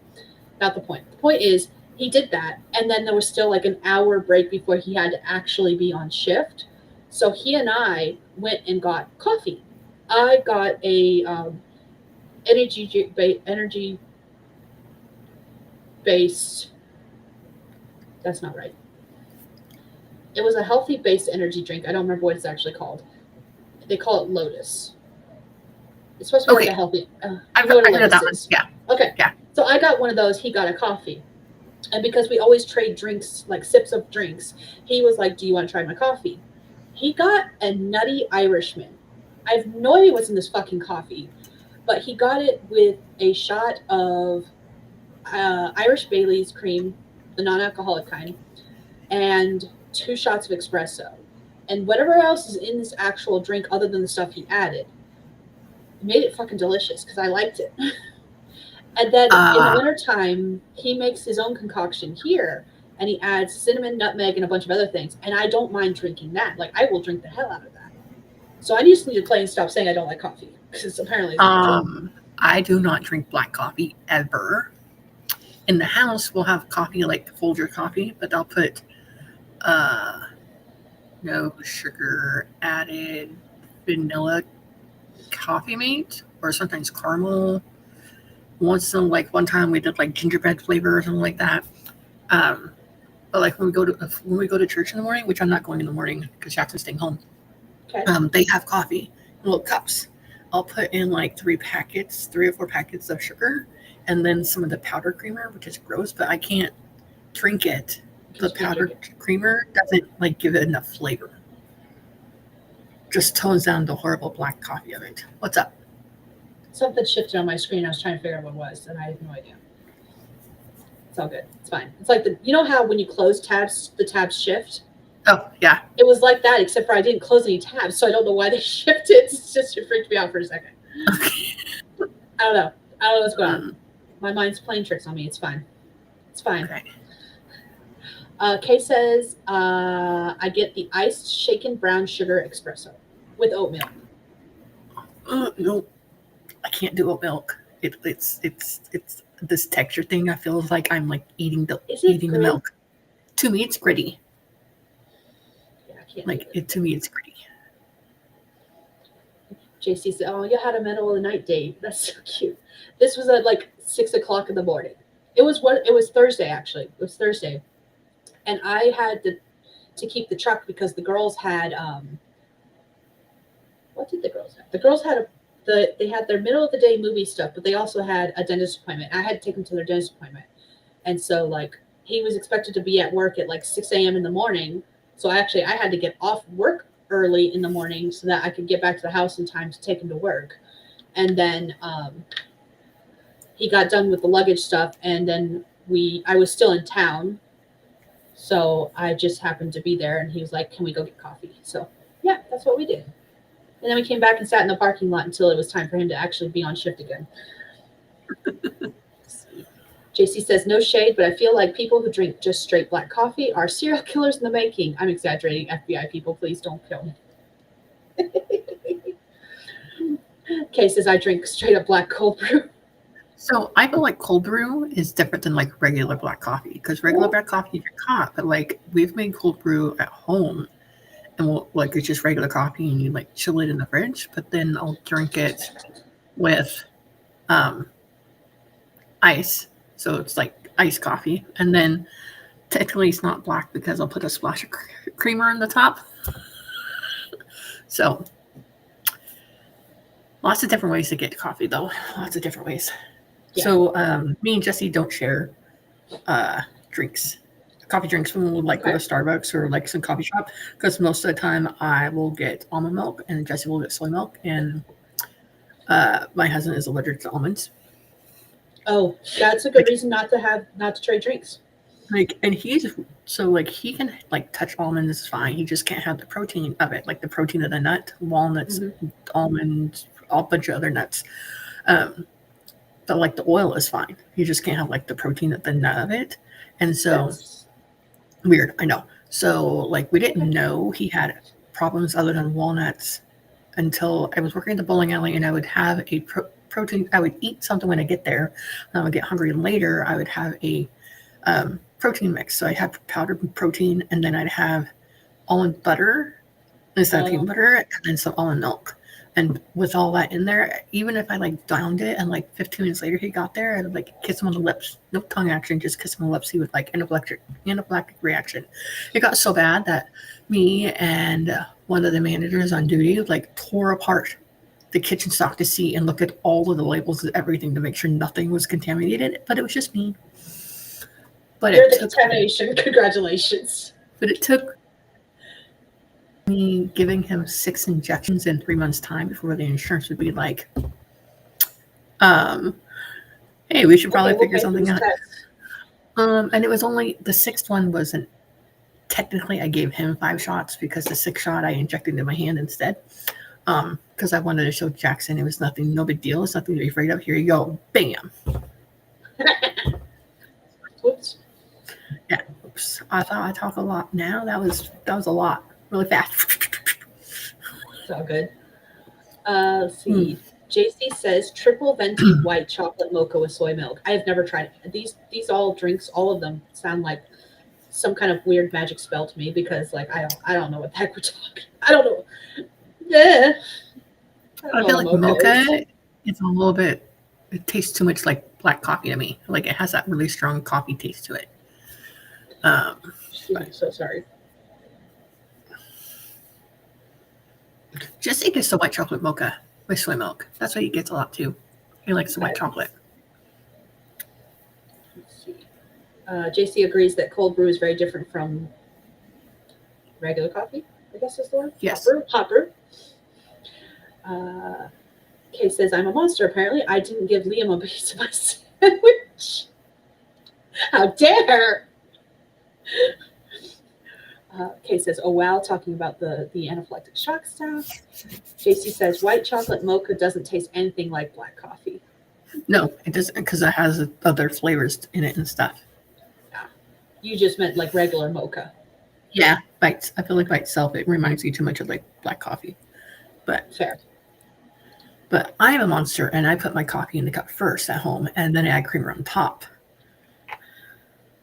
My husband puts creamer in first and then the coffee on top.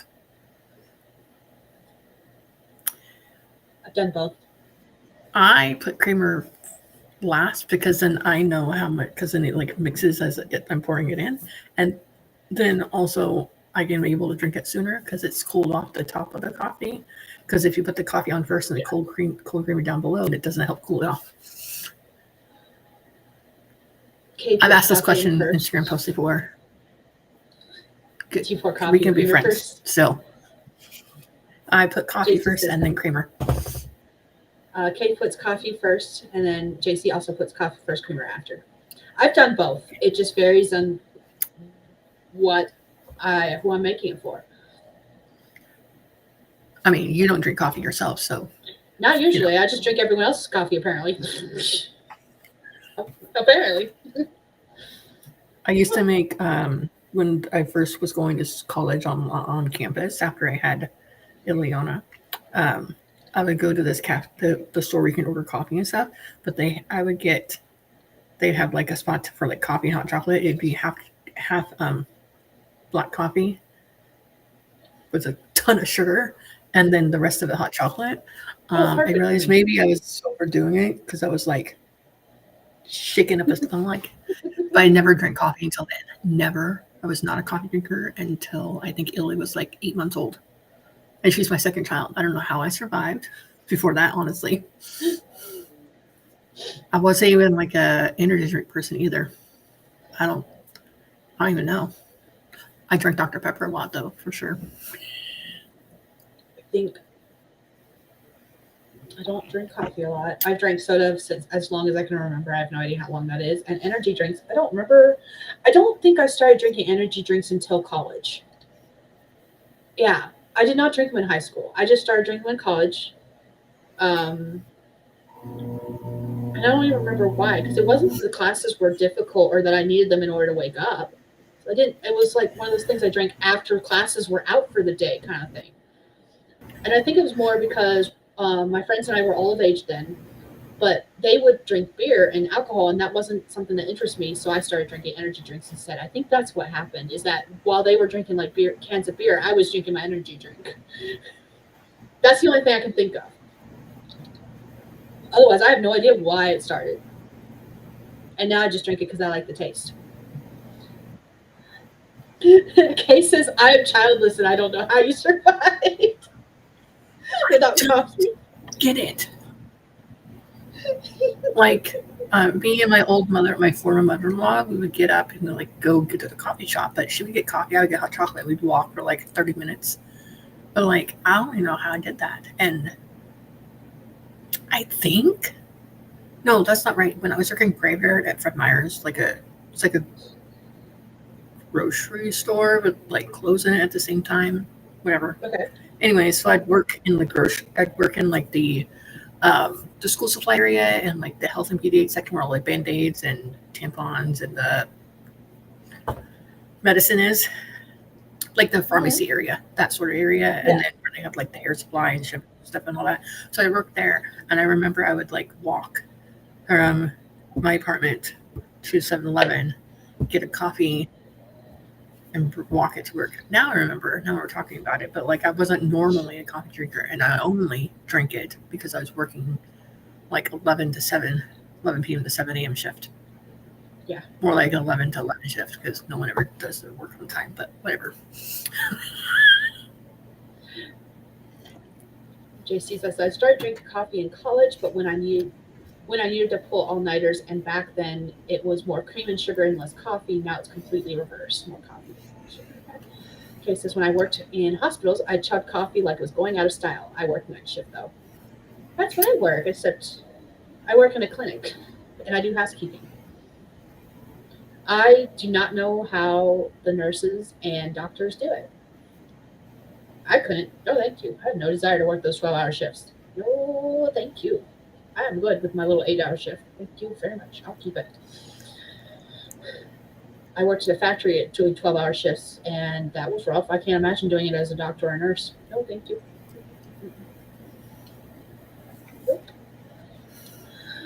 All right. I have made it to the end of the comments. Do we want to do more sprinting or do we want to cut it off? Always more. I mean, I'm Right? here for more. I've Oh. got a sheet I need to finish. So you were doing the rough draft challenge, right? Supposedly. In theory. In theory. In theory. I am not, well, technically, I guess I could count the words I'm typing now, but I'm just retyping what I am missing. Yeah. So I think I'm going to start counting again on chapter 4 onward. Okay. I mean, what would you do? Like if I'm just retyping the first 3 chapters? Were you tracking those original words somewhere? In Scrivener where it disappeared. Oh, wait.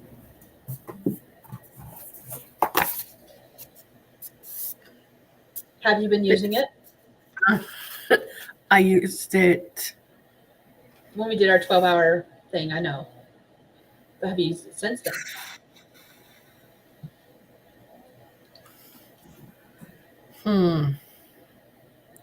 Well, I know how many words I had at the, because I did this, and then it was the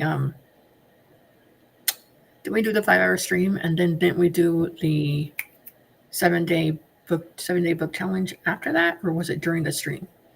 Like, when did we do our last? Because I can't remember. Yeah, so I can't remember. JC is gonna head to bed, so she is saying good night. Have a good night, JC. Thank you for joining us. That's not fair because you're always telling us sprint more, sprint more. It's 5 a.m. for her. She's trying to be good and go to bed by 5, even though she's been awake until like 6 a.m. every morning. I can calculate the time difference, JC. Actually, no, it's 6 a.m. now because it's 4 o'clock here. 5, 6. Yeah, it's 6. See, she's going to bed late. How dare? Where's JC at? East Coast. Okay. I was looking at the 3, and I was just adding 2 hours to that, forgetting that it's almost 4 o'clock in the morning for me. So it's 6 a.m. for her. So she's still going to bed late because she's supposed to be in bed by like, I don't know if it's 5 or 5:30. It's one of the 2. Oh, well, thank you for staying up late for us. Like, we love you for it, but at the same time, go to bed. Sleep is important. Let's see. Go ahead. Go back to the comments I missed though. Kate says I love 4 12-hour shifts. I don't mind a 10-hour shift. Okay, let me rephrase this. It depends on the job. The factory job I worked, the department I was officially in, I could have done that for 16 hours straight. I did that a couple times. Those days sucked. They were just really tiring. But like the job itself was not so hard that I hated doing a 16-hour shift every once in a while. And yes, I've done those. They sucked. And we did 12-hour shifts regularly. The job I have now as a housekeeper, no way could I do a 12-hour shift. And doctors and nurses on night shift, they both, day shift and night shift both work 12-hour shifts. If I were a doctor or nurse, I could definitely handle a night shift better than a day shift. That's where I will say that the 12-hour versus 8-hour. If I was working day shift, 8-hour, there's no fucking way I could do it otherwise. Night shift, with how busy our clinic is, or how not busy it is, not clinic, hospital. Night shift wouldn't be so bad as a 12-hour shift. So I think that very much depends on it too. Like what job, how difficult your job is, and whether you're working that job as night shift or day shift. That's how I feel like it. Okay, let's see. What else did I miss? Anyways, going back to your question real quick while I'm scanning through comments that I missed. I think you should still count the words you've already written, even though you're going to have to rewrite them. They won't be exactly the same. Right. They should still count towards your overall goal as far as like what you wrote for the month and what you're doing, because it's the same project what you did for the rough draft challenge. However, obviously they won't be count towards your goal as far as the book goes, because if you want your book to be 30,000 words, just for example, um, obviously you'll have to write all 30,000 words, even though you originally wrote almost 4,000 words. So Kay is down for more sprints. Everyone's saying night to JC. JC says it's only Monday through Friday. Oh, your 5 bedtime schedule is only Monday through Friday? Weekends are different. Okay, yeah. Okay, that we go. Kate says, I think JC is near her.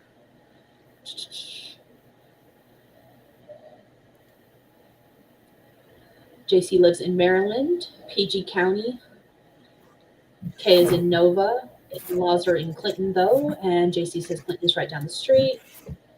I am always here for an author get-together. I need to know how these go, though. Just let me live vicariously through you. When those 10 author tubers started putting up vlogs, all of them put up vlogs about them going on a writing trip together. I was eating that up. I was super jealous because I want to do something like that. And it gave me so many ideas. And I was actually messaging both Steph and JC being like, hey, what would you say if I did this? There's a couple other authors in the Maryland area, because I feel like Aphrodite Lee, I believe she is in Maryland as well. I could be wrong about that, because she I know every once in a while she's talked about moving, and I don't know if she was just moving to a different area in Maryland or if she was moving to another place entirely.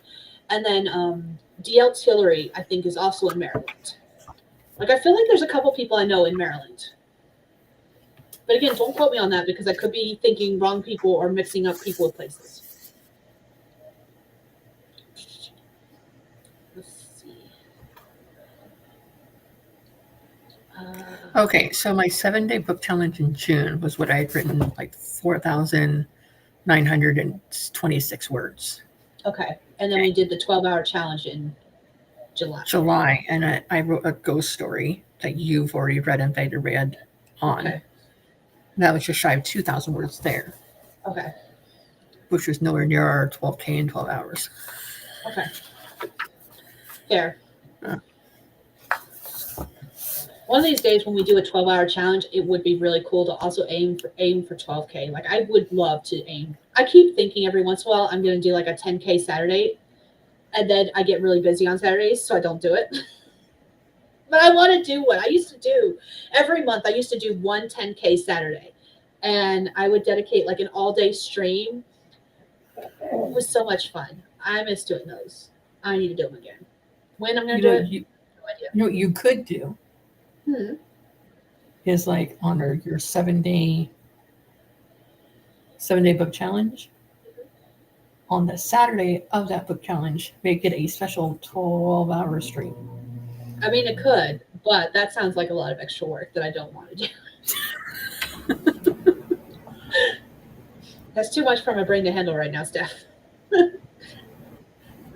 Let's see. A lot of HB folks I know for the most part. Oh, wow, that's cool. Kay has done a couple meetups, usually devolve into chaos. I'm here for the chaos, though. I was right. Aphrodite and DL Tillery are both in Maryland. Awesome. But they are far up in the more northern part, like an hour drive away. Fair. Kay says, I think my husband would murder me if I did an all-day stream. It wasn't an all-day stream. I think I did what I did for what I've done a couple times for the 7-day book challenge, where I've done a stream in the morning and the stream in the night. I just wrote all day. Oh, but yeah. I would sometimes like streaming is great and like this face-to-face is great, but sometimes all that face-to-face gets in the way of typing. You know what I mean? Mm-hmm. Sometimes. Like right now. Because like right now, Nixie's been waiting for a while. She's waiting patiently. She's a patient kitty. She needs to go have a nap. It's 5, so she can come back when she has her cat nap. Okay? Thank you very much. That's funny. That being said, do we want to do another sprint? I think we said yes. I think we said Yeah, yes. yes. Yeah. Because JC said she was going to bed, Yeah. but she's still here. We're gonna sing JC a lullaby and send her to bed. Kate says he said before he thinks I'm addicted to streams. So I'm like, my dude, you don't understand how much I get done during these. Fair. I So mean, there's another author tuber person that now she like pops into the streams every so often, but her boyfriend was the same way. I thought that she was on streams too much, and so she ended up like only being allowed to do one stream a week or one stream every other week or something like that. Yeah, I have thoughts, but the moment someone tells me I'm only allowed to do something every once in a while, that relationship's done. Mm-mm. So I don't need your permission.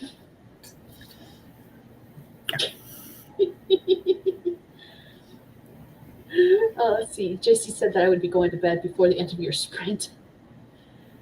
I didn't say I would be here for the start of your sprint.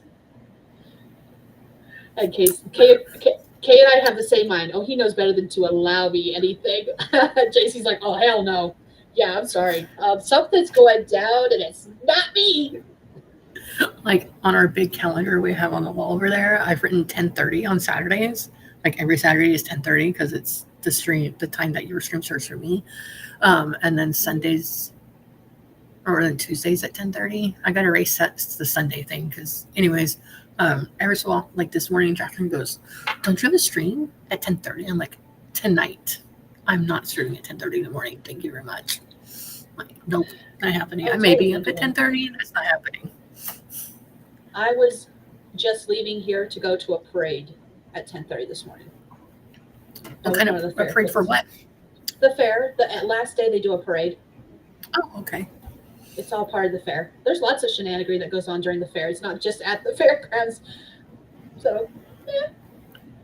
And it was actually the second parade because the first parade is called a pet and doll parade, where those with livestock get to parade their animals down the main street, I guess. So, back in Oregon, where we're from, they have a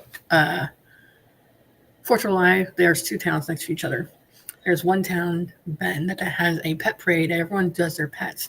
And then one year they had to, they had pets. And then the next year they had to give guidelines for the pets because someone had put goldfish in a bowl and was floating it through the air on like a drone thingy as they were floating it through the air. And it didn't survive. Didn't survive the whole trip. But, yeah, so. And then the next town out over has their like a regular parade thingy.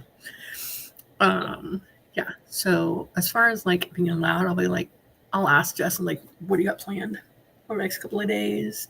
He's like, gaming, this, we do that. I'm like, okay. Yeah, we chat. There's a difference. We chat with each other. We check in with each other, and we're like, hey, I plan on doing X, Y, Z. Did we have any other plans that it's gonna fuck with? But as far as exactly. You are allowed to do this, nope. Okay, I do have an exception. I do have one exception, and this is because someone done fucked up once, and they're paying for it. So our anniversary, our wedding anniversary, is the only exception. Mostly because there have been a couple of times where we have made and agreed on plans, and then those plans have been ignored to go play with friends he plays with on a daily basis, gaming friends on a daily basis anyways. And I'm just like, no, that is the only exception.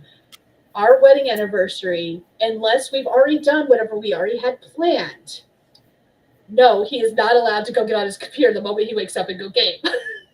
That's the only exception. Yeah, so our daughter's birthday is May 21st, and then our wedding anniversary is May 24th. But we don't really make a big deal out of our wedding anniversary. Like, we might go have lunch together or something like that, whatever, or say happy anniversary, but we don't make as big a deal about it as the anniversary of when we first met and had our first blind date. Okay. Just because I feel like if my husband had picked a date out of his butt to pick for a wedding because I was like, I don't care. It needs to be this day and between this day and this day. Pick a day, any day. So he spit out May 24th. I said, sure, no problem. And then whatever. People like arrange plane tickets and stuff from like Louisiana and Minnesota and things. So I was like, it's fine. So we make a bigger day out of it on August 27th, which is when me and him met. And what's funny is that the first holiday season I was at his grandma's house, my longtime friend Jennifer was there, who was married to his cousin, my husband's cousin. Okay, we were surprised to see each other there. And then she's like, why didn't you come to the wedding? Like, her and Johnny got married 4 days after me and Jesse met. I was like, that's why. That'd be weird. Let's go to a date. We don't have family after only 4 days. That's funny. Let's see. JC says, I'm still in the allow part. Like, did she not have any friends that told her, honey, you need to let that one go? I don't know. He was like, you're not spending, you need to find a real job. You're not making money with your writing. You need to like focus on this, and you're streaming too much and all this other stuff. So every once in a while I'll see a post on her Substack or website or something, but I don't really see her on stream anymore. So fun. I hate that. Kay says, oh hell no, JC, just to tell you how he is. I was the one that told him we were going to get married. His answer, okay.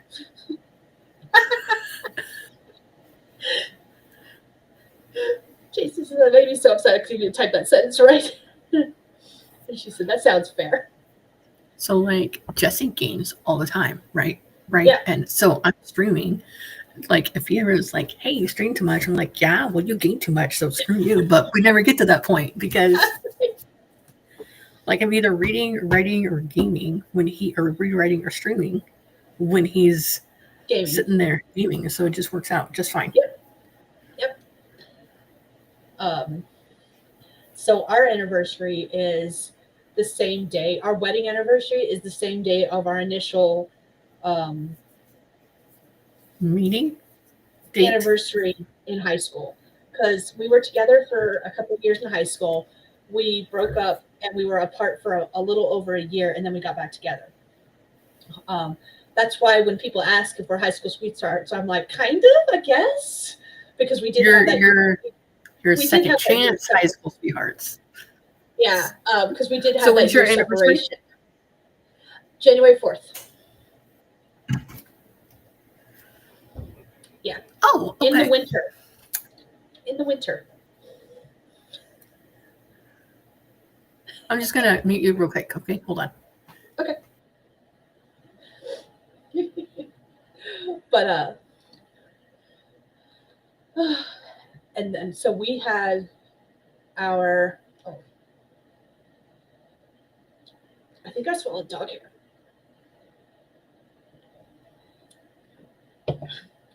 We are the worst rom-com in ever because there is so much drama revolving around our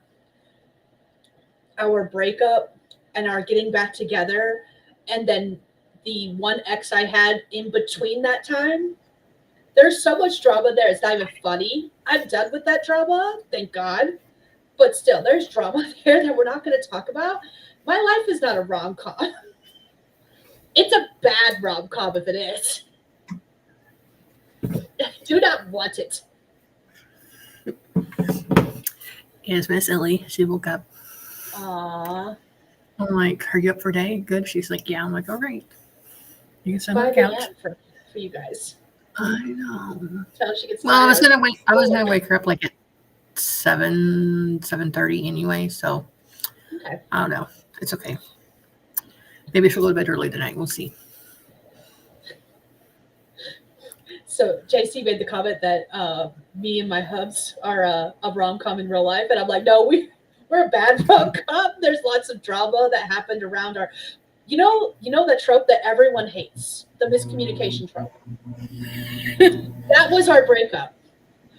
Our breakup was a simple case of miscommunication that we resolved a year and a half later. We're not getting into that. It was a whole thing. And then, unfortunately, I dated someone who was a jackass in between. Wasn't a jackass when we were together. The breakup was bullshit, and then he became a jackass after that. He was a very good guy while we were dating. Really? There we go. Want this? Okay. All right, let's do a sprint because JC needs to go to bed and we continue talking. So she's not going to bed because she keeps commenting. Well, she's always saying, "Hey, look at me, comment, go, go." Now, what do you think about that? Now we're going to do a sprint. It's fine. We'll let her go. Yes, we're going to do a sprint. All right, let's see. Have a good night, JC. Here's prompt number 5 for anyone who needs it, wants it, whichever. You don't have to use it. It says, what would you do if you were given more time to do the things you love? What cost would you pay? All right, here we go. Starting in 3, 2, 1. Let's go.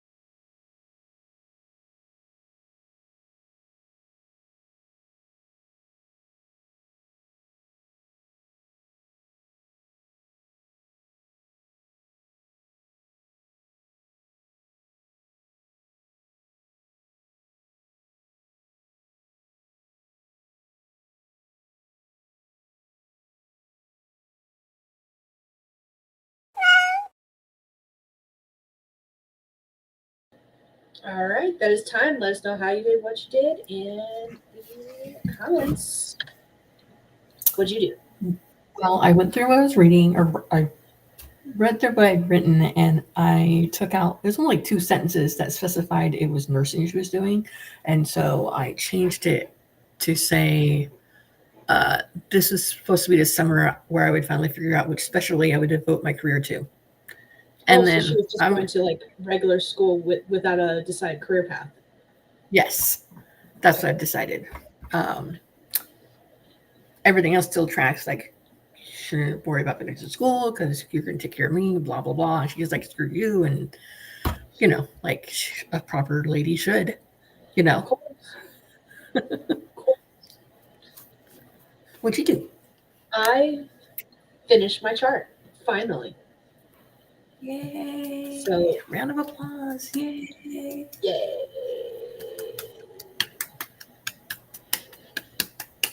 Task 1 complete.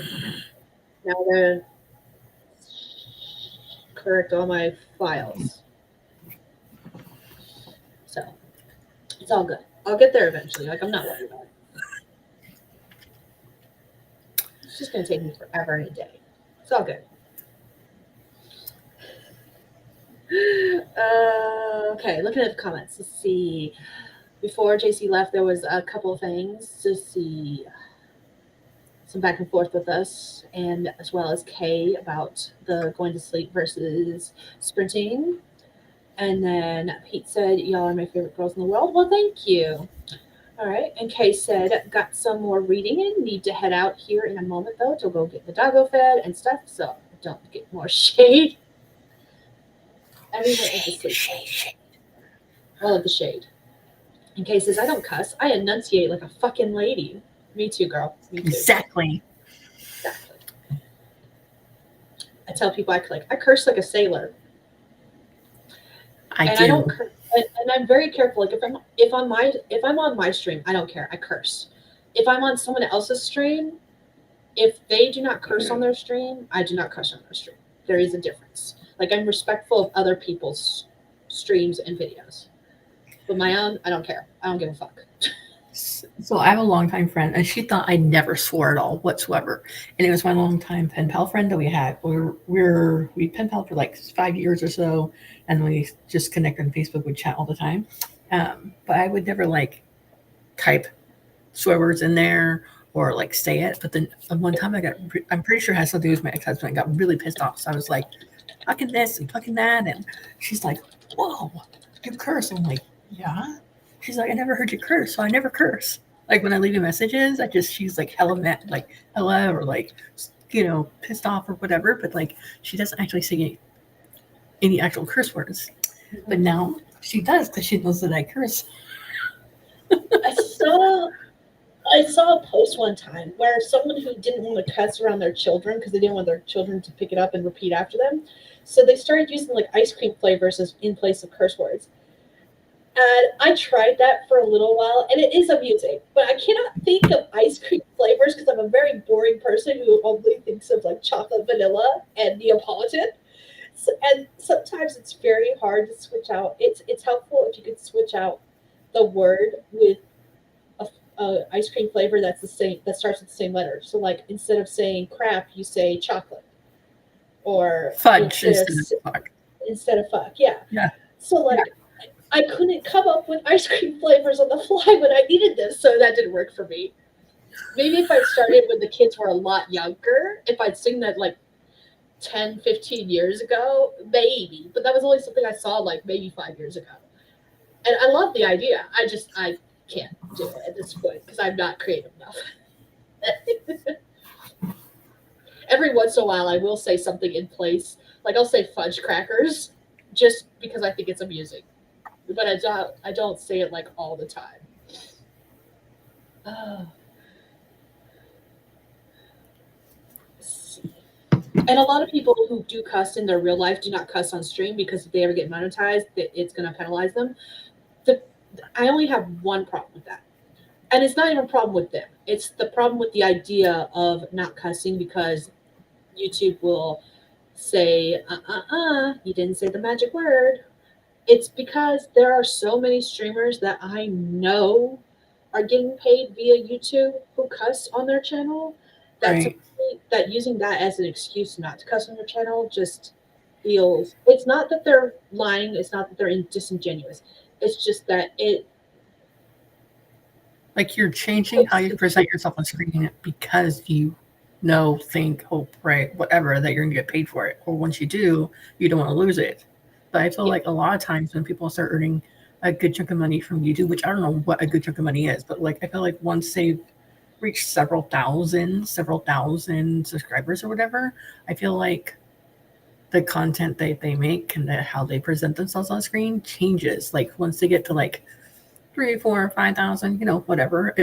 There's a definite difference in how they present themselves on screen prior to like the first 500 yeah. of the few I've seen. So And Kay makes a good point too. Kay does streams for heart breathings. The heart breathings. with Sarah Cannon, yeah, got it. Yes, but I mean Mhm. like the Heart, specific streams, heart breathing writing like for Double community. Down Day. Yeah. Thank you. Mhm. And in that case, when you're representing someone else, that's something else entirely too. Because again, Right. it's like me coming onto someone else's stream, even though you're streaming on your own channel because you are representing that person. That makes sense, and that I don't have a problem with.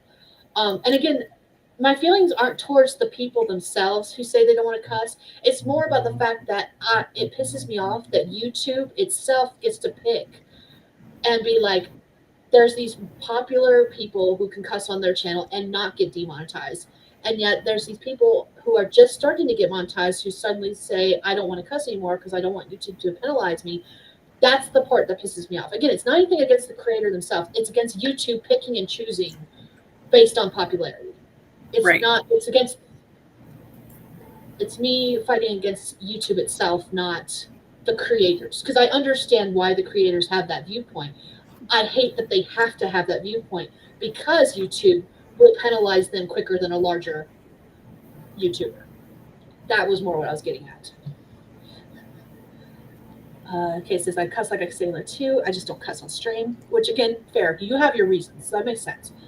And and your reasons can change. Like I might suddenly decide tomorrow that I don't want to cuss on stream, and that's my prerogative.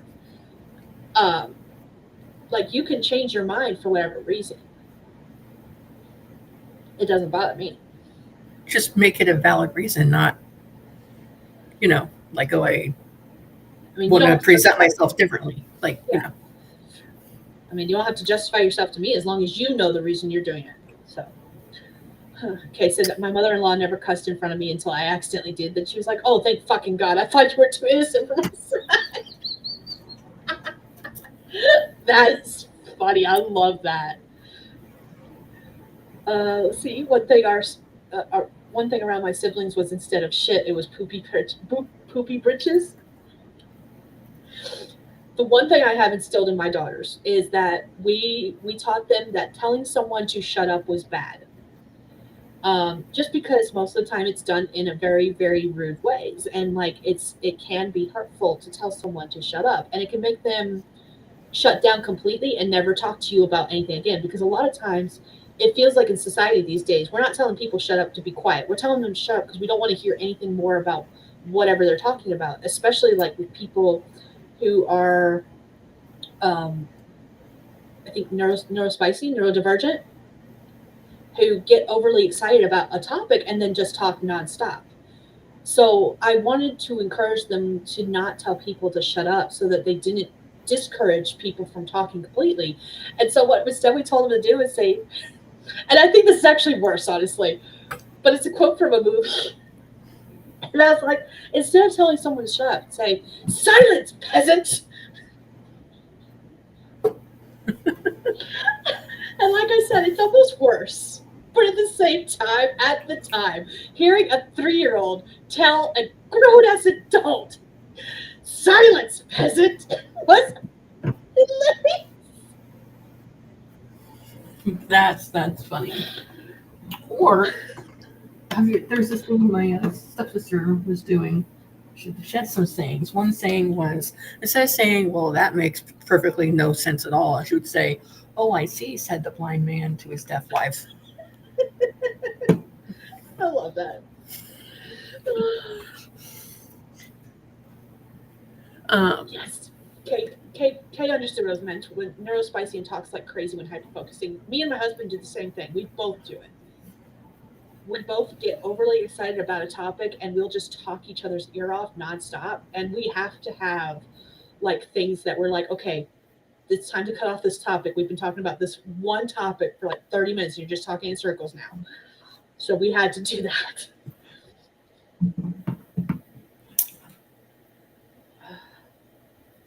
So I was at this campground in Texas, and it's this campground we used to go to a lot. We spent like the first 6 months in Texas hopping between this one campground and another one, like an hour away from each other, give or take. Like, no, it's like 100 miles away from each other, give or take. And then into Mexico, and then we came back. So it's like 6 months. So this husband and wife that live in a part of the park that they have permanent sites was in like the community building, and the wife was, I was like, what have you guys been up to? How you been doing? You know? And so I was talking because she asked me a question. I'm talking. And then her husband was like, do you ever stop talking? Mm. So I made a point that every time husband, because we did a lot of like potluck style dinners at the campground, they would come in, or they'd have like a cafe open. They would come in, I'd be there, and I would talk, and I'd purposely talk, and then he would come over and like, and that's all I can say, and I'd walk away. Do it over and over and over again. Yep. And then finally, he's like, he asked his wife, and his wife asked me, like, what's wrong? Like, why do you keep avoiding him or not talking? And I'm like, he told me I talk too much, so apparently he doesn't need to hear what I say at all. Because that's me. Passive aggressive me. That's what I do. That is the quickest way to shut someone down is to tell them that they talk too much or tell them that they don't ever shut up. And that was part of the reason we did that with the kids too, was because I didn't want them in a situation like that where they didn't mean it necessarily in a bad way. It's just that that's what society says these days, whether they mean it or not. Yay.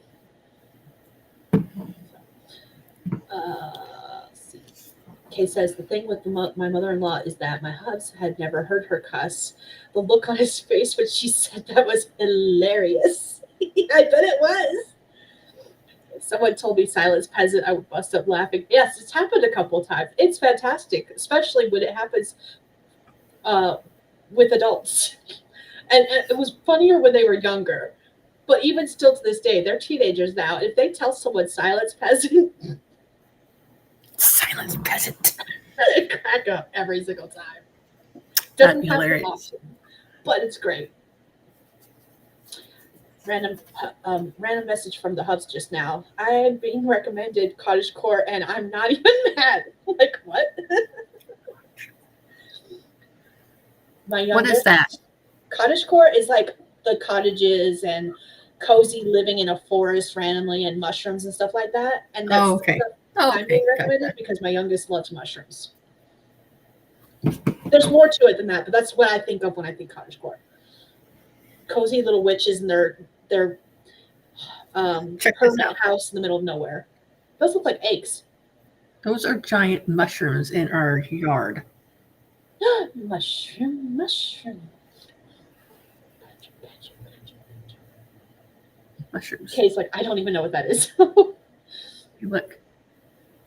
Oh, you can see the stem and everything. Yeah.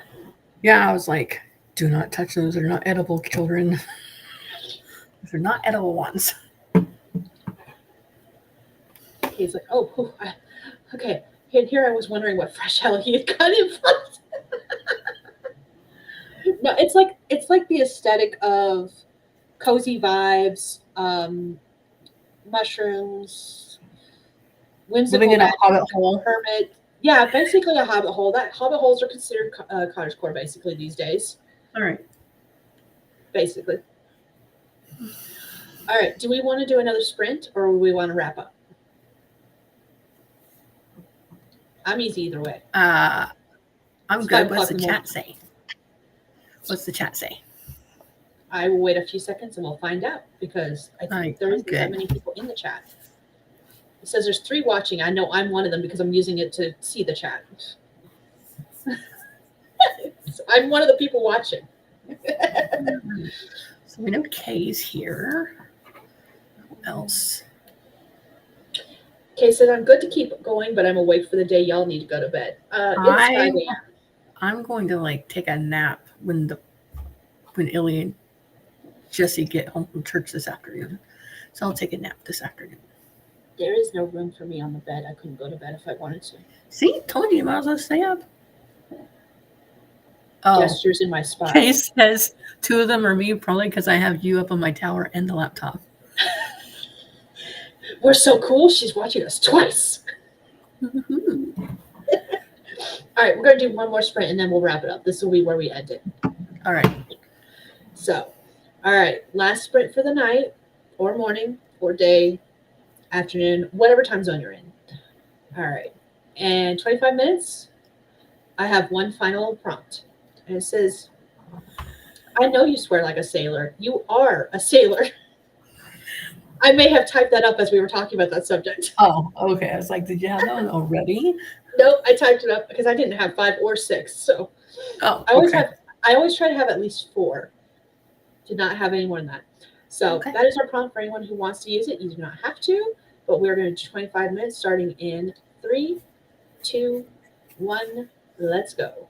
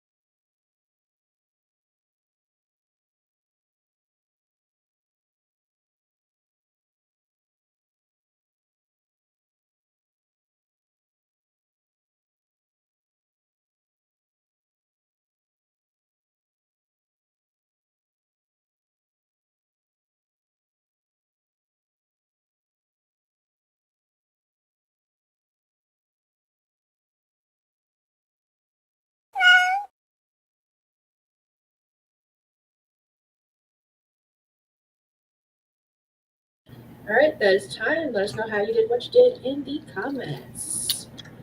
Well, I read over more of what I'd written. I wanted to make sure I didn't have any specific career things in there. And then I was working on a conversation in my writing, and then I started writing in my notebook. That's it. That's all I did. Oh, and I was fiddling around with my camera tripod thing. Fair. I organized more files. I'm nearly done with the one folder I was working in. I still have other folders to reorganize, but I'm getting there, and that's all that matters. Slowly. Progress, not perfection. It's fine. Exactly. So that's all I care about. Let's check out the comments to see what everyone else did. Actually, before I do that, since that was our last sprint, we've been going for like 5 hours now. That was our last sprint, everyone. So I'm going to go ahead and tell Nixie that we're no longer sprinting. We close up that timer. So she'll give me out later. I don't know why we have such a hard time doing 12-hour streams when we stream for 6 hours on accent all the time. I don't know. It's a mystery. It's a mystery. Oh, man. All right. Let's see. Where did I leave off?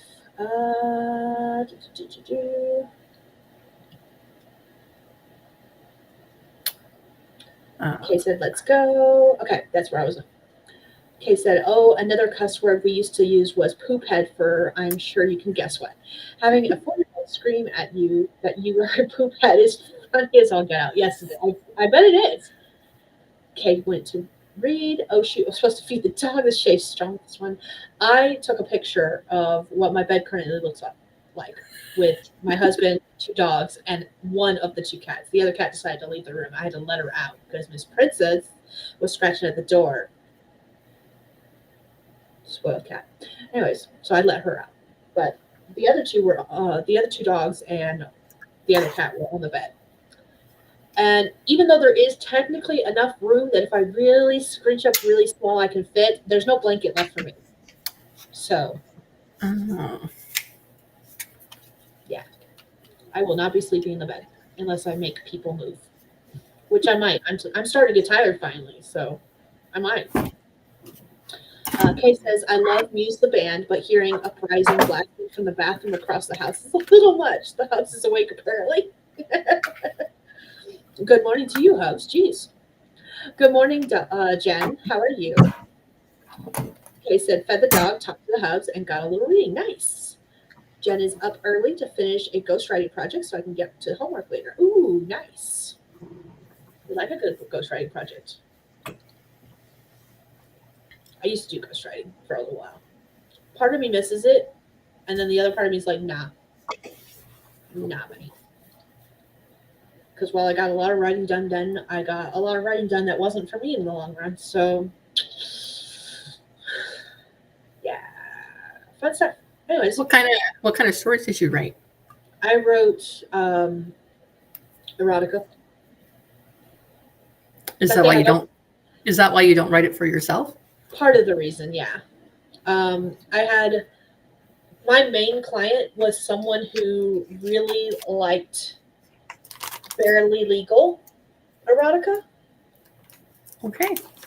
And yes, after a while, I was just like, I can't do this anymore. No, thank you. I'm done. So, meh. I will say this: it paid very well for a little while there. So, oh well.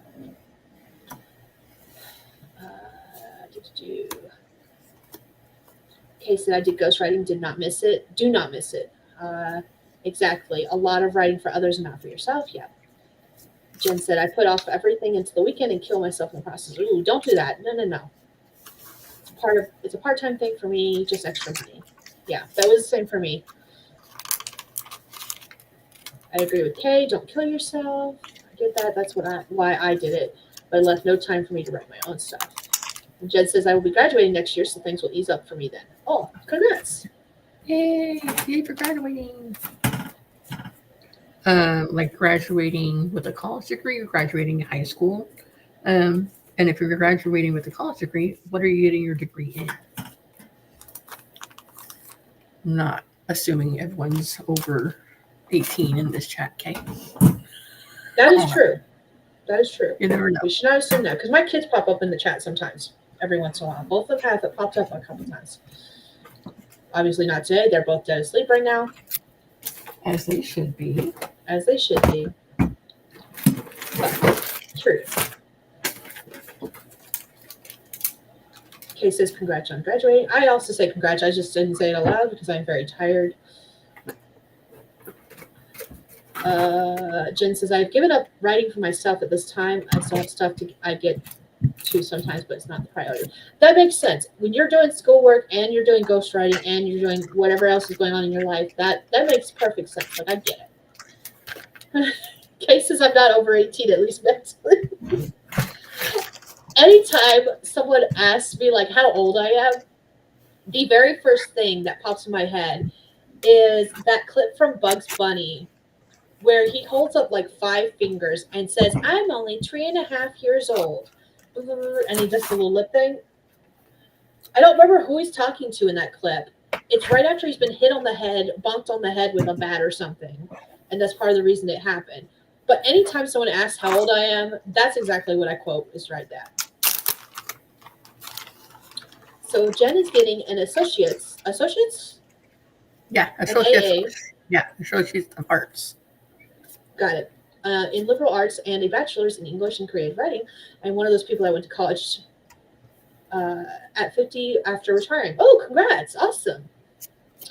Okay, says I'm 46 with the body of an 8-year-old and the mind of a 5-year-old. Everyone else is a poop head.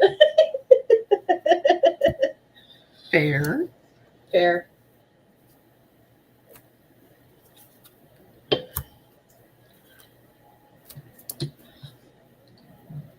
Excuse me, sorry. Arts, English and creative. I mean, if you're going to be writing, that's sort of what you should. That's a valid thing to be studying. You know, you're going to be writing and stuff. Jen said, I attempted ghostwriting full-time for a year, but it wasn't good. I have a day job to get out of the house, and hopefully school will get me something good. And Jen says, I'm same, but I'm 53. And Justin's snoring again. Well, I don't know if y'all can hear it, but I apologize ahead of time if you can. He told me I was trying to continue streaming while he slept. So I kind of thought it was just like your heater or air AC running in the background, honestly. That's what I thought it was. He and the dog sometimes like to have competitions with each other, though, because Ogre can snore just as loud. I always sleep with my wireless earbuds in, and half the time I don't even have anything playing in them. They're just to tune him out. Snoring. Snores a lot.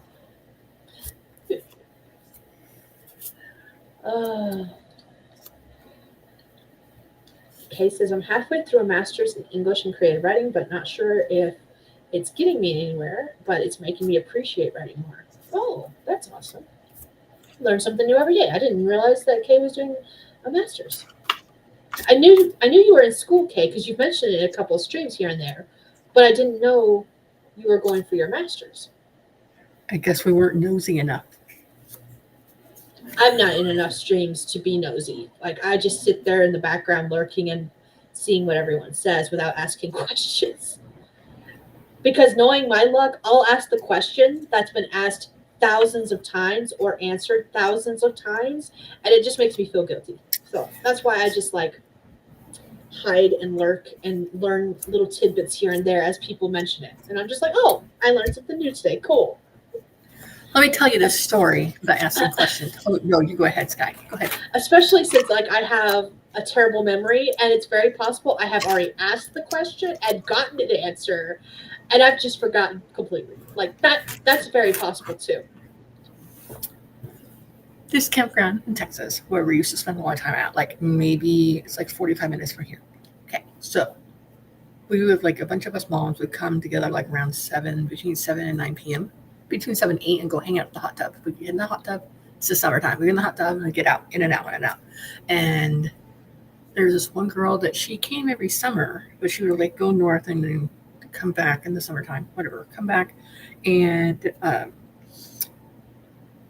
3 times I would forget that she told me she graduated from a high school in Portland. 3 times. So it happened. So we talked about the first time, and then the second time, she's like, "I already told you," and I was like, because anytime like a new like there'd be regular people hanging out at the hot tub, and then like a new person would come and join, and we'd like do the whole like getting like where are you from, blah blah blah blah, are you married, kiss, the whole getting to know thing, and then she would say that. I'm like, oh wow, I didn't know that, and she's like, oh, I told you that last time, and the third time, she says, oh, I graduated from a school in Portland, and yeah, Stephanie knows this because she just asked me twice. Like she was new. And so I'm very talkative in the group, and then I immediately shut down. Immediately stopped talking at all to anybody.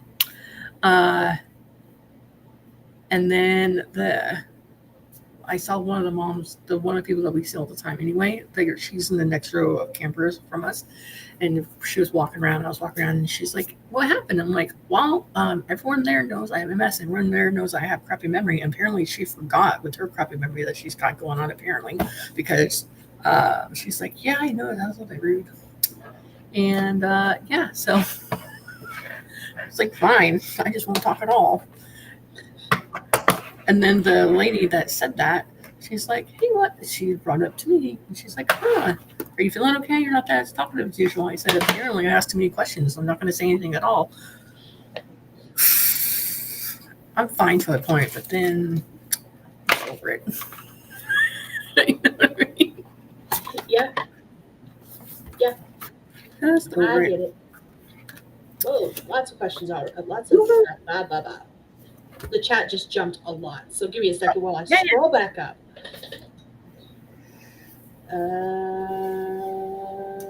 Jen said, "I'm thinking about grad school, but maybe not for English. Not sure yet." Kate's like, "Be more nosy." Well, that's how I have Paperback and Ponytail's name on a sticky note, because I wrote her name on there as Katie. Yes. Jen says, "But yes, it makes you appreciate writing a bunch. It really does." I do not know the benefits because I have not taken a creative writing course, so I don't know. That being said, one of the courses, so I mentioned earlier in the stream that I'm doing courses for like accounting stuff and bookkeeping.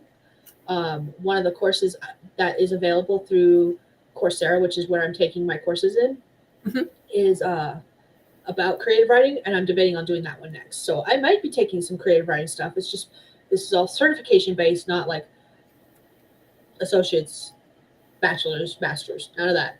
Coursera is the one where you just take it on your own and it doesn't cost anything extra? Coursera does have free stuff, but I have an annual subscription. So I get to take basically any class that I want to for a year. How much is that subscription fee? Do you know? I'm just curious. I don't know off the top of my head. Not cheap. I got one of the deals, and then it was gifted to me. Okay. So, because I had mentioned to my family that I wanted to do some courses, and they were asking questions, and I was like, "This is the thing I'm looking at doing." And then next thing I knew, like 30 minutes later, I had an email saying that I'd been gifted it. I'm like, "Oh, thank you." So, I'm slowly working through like a couple different courses right now on various different things, including one of the ones I'm doing is bookkeeping. I'm doing an accounting one, and I'm doing a medical billing and coding one. So, why? Because at the time I started the medical billing and coding one, there was a job opening at my current location of work for medical billing. And then I was halfway through the class when they filled it, and I was like, well, damn. Oh, well, that's okay. Maybe it'll come open again. We'll see.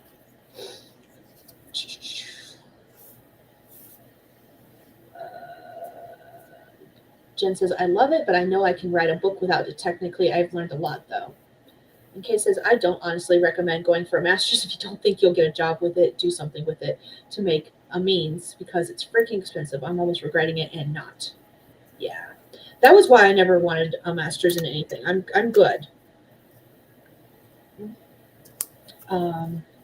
And Jen says, yeah, I'm already dreading my loan payments when I finish. I would like a writing job where I can retire for a second job when I graduate. It doesn't need to be creative writing. Okay, makes sense. Kay says, I'm still paying my student loans from 2 previous bachelors. I'm just a glutton for punishment. And Jen actually asked the question I was going to ask. What are those degrees in? And Kay says nursing and forensic psychology. Oh, that is 3 technically very different things. Nursing, forensic psychology, and creative writing. I'm here for it. Like, don't get me wrong. I'm just like, which one did you do first for your bachelor's, nursing or forensic psychology? And how did you go from one to the other?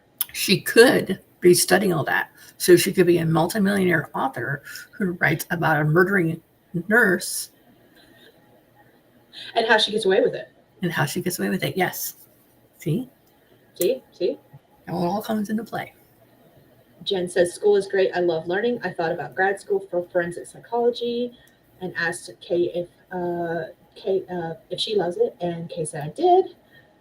Jen said, I love all aspects of forensic psychology. Kay says, me too. I got accepted into a master's for it, but then found out you need to have a doctorate to really get a job with it. No, thanks. I'm too old for that shit. Okay. Going back through. Jen says, I can't just get a cool job for a few years or that would be cool, wouldn't it?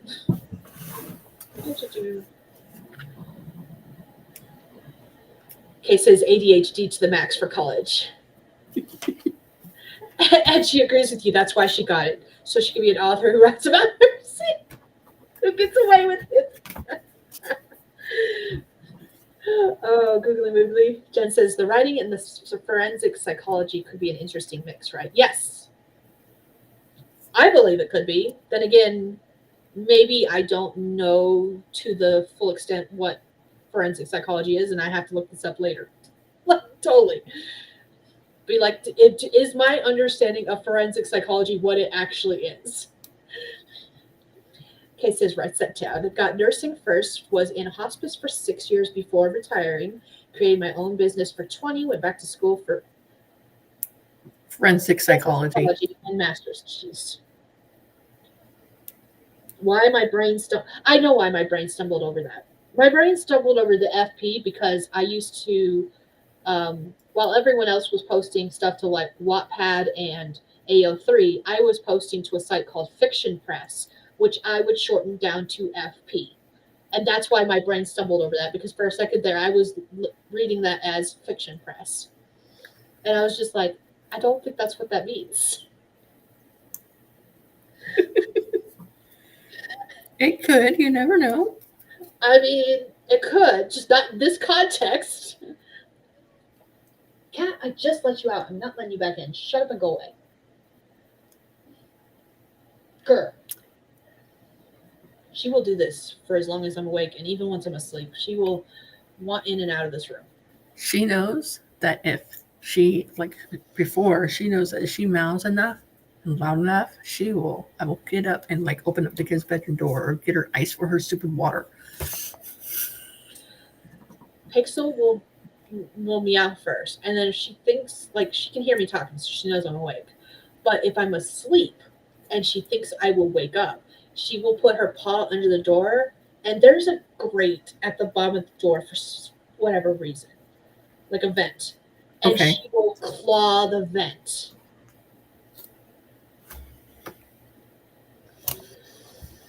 Yeah, I wouldn't like that sound either. It is so annoying.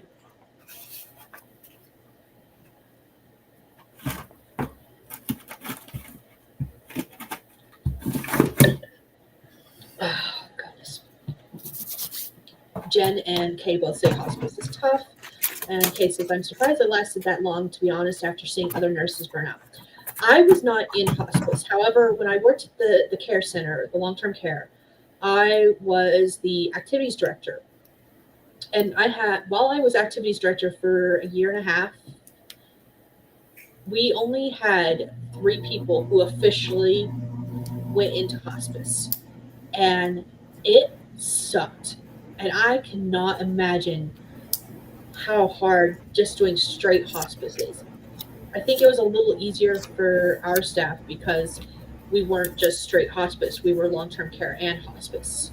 And we didn't take that many hospice patients for that reason. We didn't have enough staff to dedicate to hospice. So basically, what happened is if any of our long term care patients went into hospice status, they just stayed. Okay. But holy shit. So, okay, so that was 25 years ago. So glad I'm not doing it anymore. I cannot even imagine.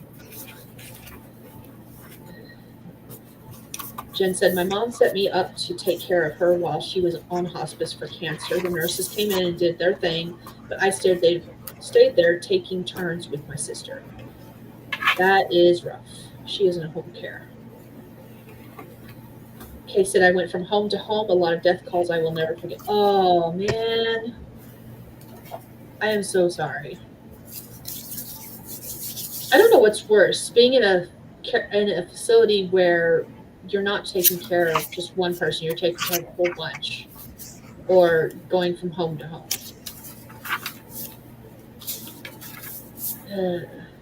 I imagine it's really rough for everyone, including the family. Yes, Kay. Jed said it's a blessing because we didn't have a great relationship and smooth things over enough that I am not cut out for caretaking. Okay. But I'm not cut out for caretaking. That's good. It's good to know yourself.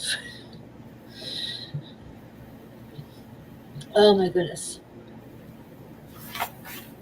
That was actually the reason I left the activities director position, is because they wanted me to they were having trouble staffing. Okay. And so what they wanted is they wanted me to get my CNA license so that whenever they had someone call out, they could pull me from the floor as activities director to be a CNA for the day. And I remember when I first applied to the position, the very first question I asked was, do I have to be a CNA to do this position? And I was told up front, no. And then when I said I had no desire to be a CNA, all of a sudden they started being like, I think we're going to start requiring our activities directors to be CNAs. And they would say it within earshot of me. So I was like, nope, I'm leaving. Guess what they started enforcing? Oh. As soon as I left, the next activities director was told they had to be a CNA. And guess what never happened? Activities, because she was always being pulled to the floor. It sucked for our residents because they never had someone doing activities with them because the activities director was being pulled to the floor as a CNA. Okay. So that was why I actually left the activities director position and went to housekeeping where I'm at now, because I was going to get paid the same amount. I was going to have less hours, and I wasn't going to get passive aggressively told that my job was in jeopardy. Okay. Is that what would happen? I mean, they were making comments to, like, the staff was making comments to each other within earshot of me about my job. So, yes. Yeah, that would, yeah. Yeah. Yeah, I'm good. No, thank you. The fun part about being in such a small town is how much passive aggressive bullshit happens. It's almost, you know how there's the Southern bless your heart? Oh, yeah. And it's not meant in a nice way.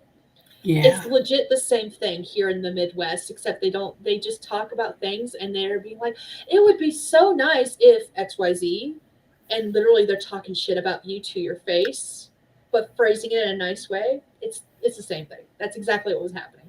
Speaking of passive aggressive phrases, I've heard one going around lately, and I'm sure someone picked it up on social media, but I've heard it in person, and it is, have the day you deserve. Oh, I love that so much. I love that one. I love it so much. I don't know where I first heard it, probably social media, just like you. But I've started citing my emails that way. Whenever I've gotten a nasty gram from someone, yeah, and they're being a shithead, that's what I set off of the email. I'll be like, have the day you deserve. Thank you. So I'm So in a much lot fun. of I'm on a lot of different social media platforms. Goodreads, after a while I separated my because I had Goodreads account before I was writing, and then I made an author profile, and so it was all combined. But I had Goodreads remove it from my detach it because I kept on getting like, oh, I really like your books. Where you guys? How long you been writing? What are your books about? And hey, we should chat. We should chat on WhatsApp now. It was always guys, like the whole thing. Of So I course. did that, and then like Instagram with some. I don't get on my Instagram as much because I have like I don't get them as much. TikTok is notorious for all the time. So like maybe a year ago, I started a Substack, like a newsletter service, and I just share stuff. Recently, I shared a short story on there. Okay, so uh, someone messaged with like, and it said, "Good morning." I ignored it because it was a guy. I'd never had any interaction before. Because on the Substack, you can direct message like different Yeah. creators on there. So I ignored it, and then like 4 hours later, it said, "How are you doing?" And I said, "Fine." And and then I stopped, like whatever. And then they're like, no, they said, "Good morning, beautiful." Then I ignored it, and then they No. said, "How are you doing?" And then I finally said, "Fine." And then they replied like 4 hours later. They said, "Oh, I guess you don't like talking to people on here." And I said, 99% of the time, "Hello, beautiful" is followed with "Let's chat somewhere else." And then they're like, "Oh, I'm sorry we had a bad experience. I just like to talk to get to know the people on here. How old are you?" So I said, it's like, "Well, I have teens, so there's that." And come here, Jack. And he's like, "Oh, so like 34." I said, "What age? What does it really matter how old someone is when they're writing and publishing books?" And they're like, "I guess not. Well, I'll talk to you later." And then I blocked them. How you feeling? You feel better? You need to wash your sheets today, probably. Yeah. Teenage boys. Uh-huh. Sick Well, he's teenage also boys. been sweating out his fever, so there's that. Sick teenage boys. You can sit on your bed, Ellie, if you'd like. I'll let you know when it's time to get dressed to leave the house. It's not for a little bit. Yeah, so I'm just, well, most of the time I don't respond. 99% of the time they're like, "Oh, well, I came across your book. It's really inspiring." And I'll say, "What book is really inspiring?" And then they're like, "Oh, this one." And my favorite one was on Goodreads, and it said, I was really inspired by your insert book title here." It's like a form one, and they just forgot to, yeah. So Replace it. Yeah. done. Those are fantastic. I love them. Okay. Kay said it's okay. Honestly, I think it really made me appreciate life so much more because of it. And Jen said, my mom insisted on staying in her apartment. We stayed the night there. It gave me a bird's eye view of death, that's for sure. And Kay was with me. Oh, hell no on the double duty. Yeah, no, no, do not recommend. Do not recommend. Jen said, my husband is disabled enough to not to work, and I get my fill of caretaking there, though I mostly work to pay bills and stuff. That's so rude. Yes. I agree with Kay. Please take care of yourself, Jen. First, caretaker burnout, aka compassion fatigue, is a real thing. I have not felt it, but I've seen So it enough in CAs that I understand exactly what Kay is talking about. I have no. So Jesse's mom decided, like before she got too bad, that she wanted to pass away at home in her bed. And so, like the Sure. last, like when I met her, she was already in a wheelchair, and then she was getting worse. Like the year after we got married, and her dad was, or his dad was the one doing all the like lifting her in and out of the bed, um, helping her with all this stuff. And so I told Jess, I'm like, when it gets to the point where you have to lift me to help me do anything, then you can like have someone come to the house to help me shower or whatnot. Because he has, my husband is a double amputee, and so Therefore, he can't really lift me up. And plus, if you're lifting up a disabled person, most of the time it's like dead weight, as opposed to them helping you, those sort of thing. And I also have MS like his mom did, so he knows what might be coming. Not everyone gets to where she was with the disease, but it's a possibility. So we've already talked about like when it gets to the point, I want to still be here, but have someone come in to help a couple times a week. Fair. So yes, this conversation took a turn. It did. Not a bad one, just more Different. Yeah. The Midwest passive-aggressive sandwich. Yes, very much so. Jen says, my mom-in-law is taking care of her husband full-time, and she's snapping. I think he doesn't really leave the house, and she does everything, but my husband goes over to help with them with errands. Caretaking changes a person, that's for sure. Yes, it does. I guess it must have been there. Yeah. Like I said, I personally have not seen it. I have the bird's eye outside view from seeing people do things, and I'm just like, oh, I don't want to be in that position. I know I will possibly be in that position in the future. I do not necessarily want to be there. And for those of you who do that, I commend you so much because I cannot. I'm pretty certain I cannot. So Jen said, when I graduate, I hope to get work from home job, if at all possible, full time, and quit the day job and ghostwriting, replacing it with writing my books again. We were talking about that earlier, with doing full time writing and stuff. I am from the ASL era of chat rooms, age, sex, location. That's what I'm gonna start responding with. When someone says, "Hey, they're beautiful," I'm gonna automatically respond with ASL, just to see what happens. Like the acronym ASL. Age, sex, location. Yep. That's gonna be my response. They're gonna be like, "Hey, they're beautiful." I'll be like, ASL. Nothing else.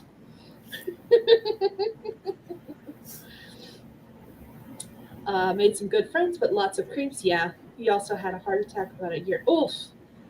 Had a triple bypass and he's healthy-ish now, but that nearly sent me over the edge. So, that I cannot imagine. No.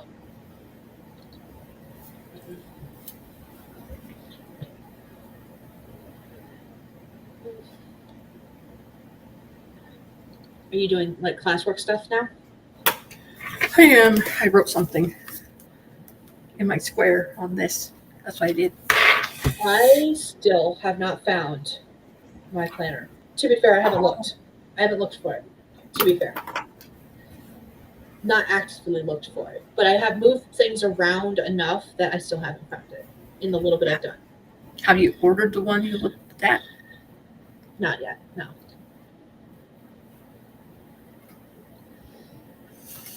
I always look this way, Kay. I don't know what you're talking about. Kay says you two look tired as hell. I'm actually finally starting to get tired.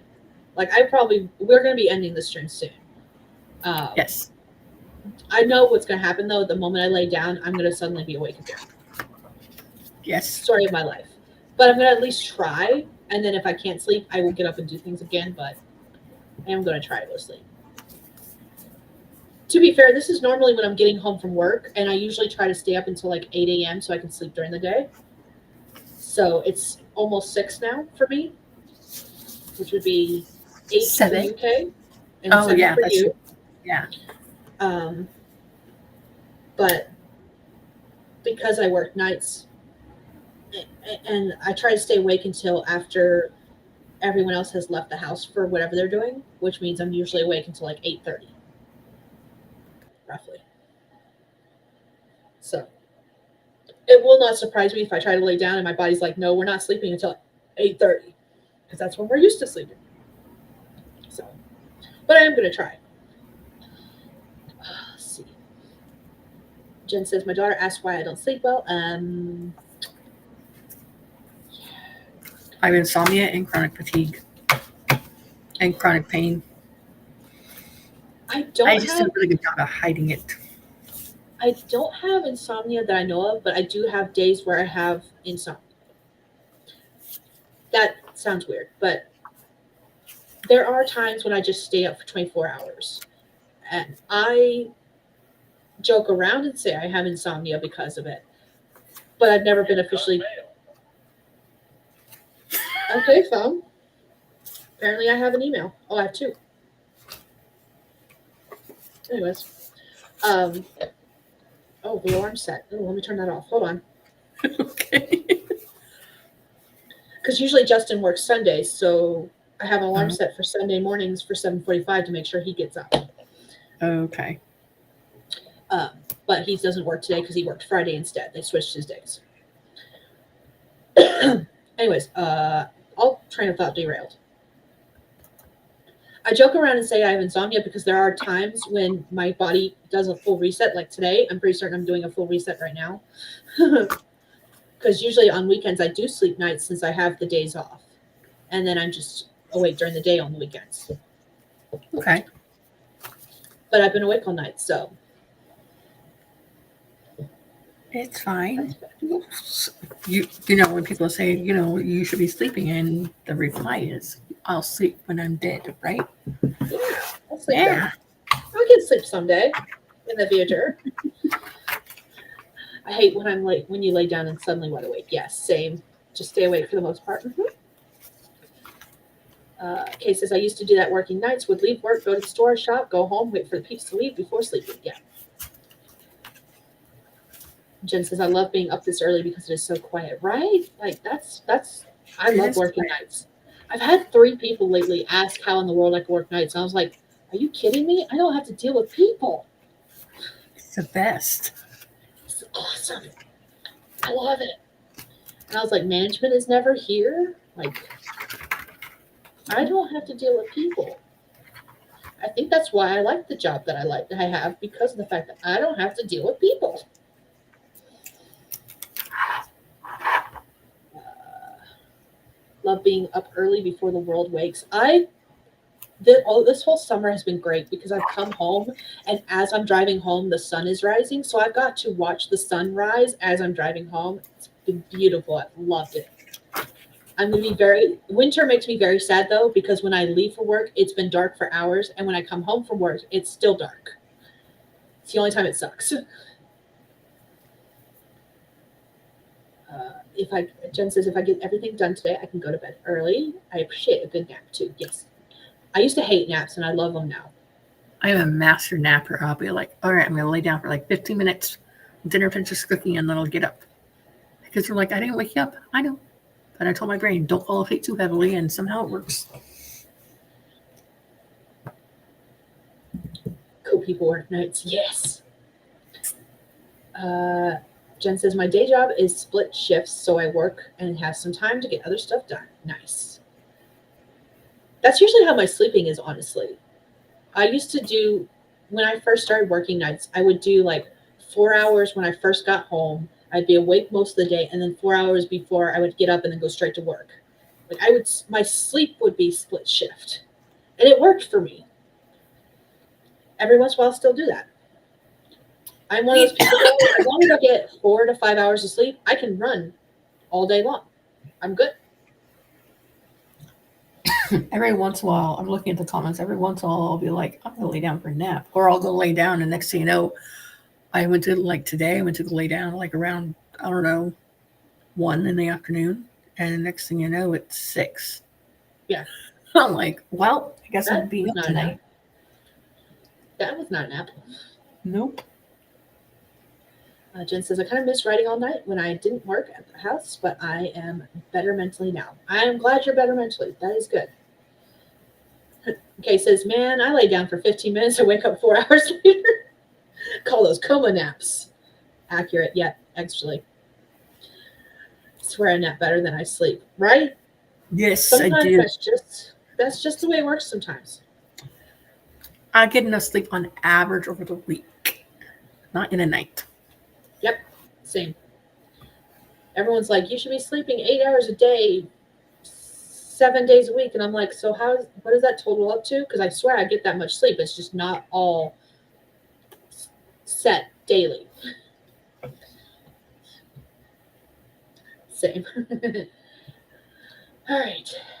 Speaking of sleep, you just yawned. I saw it. Once. And I am getting One tired. yawn. gonna when I get off here, I'm gonna go nudge the hubby. Jackson's taking a bath. He says he's feeling better, so we may go to church this morning. I don't know. I don't know. We might stay home. We'll see. But he definitely sweated out his whatever. He smelled a little more grody than usual this morning. He smells a little ripe, huh? Yeah. Well, he was like cold and hot. He was like hot, and then he was cold, and he was shaking. Then he got the shakes for a little bit yesterday. But he's the type that's I just need to sleep for like 10 hours, and then I feel better. Ellie's and me are not like that. Although I deny I'm feeling like crap until I'm like dead, and then I am leave me alone. Kay is absolutely right. Kay says societies who says we should get 8 hours of sleep. Your body says different. Yeah, because I run on like 5 to 6, anywhere from 4 to 6 hours is my like sweet spot. Yeah. That being said, go ahead. Like if I go to sleep, like good night, I'm going to go to bed, and I go to sleep and I wake up. If I get 4 hours where I don't wake up repeatedly for a chunk, I call that a blessing, because that's I might get 4 to 6 hours, but I go to sleep, wake up, go to sleep, wake up, toss and turn. So the other day, I think it was Thursday, that day where I said I stayed in town with Justin.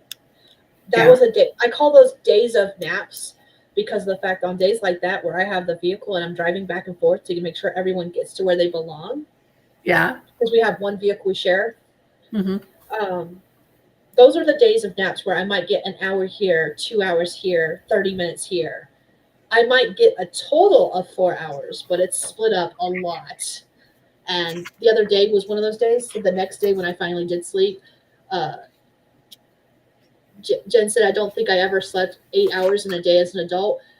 Any day where I have a day of naps like that, then I will get like a full 8 to 10 hours of sleep all at once, because my body just shuts down. And it only happens after multiple days of naps in a row. And that's what this week has been, honestly. This whole week has been days of naps until this weekend. So I fully suspect sometime this next week, I'm going to have a comatose day where I sleep for a full 8 hours. But often it doesn't happen. Jen and Kay are both 5 to 6 hours people. Jen wakes up constantly a lot, which blame the cats. Crash days, thank you. That was the other word. When you get all the naps until a day you can sleep. Yep. All right. Well, we have been streaming for almost 6 hours now. We are literally 10 minutes shy of 6 hours.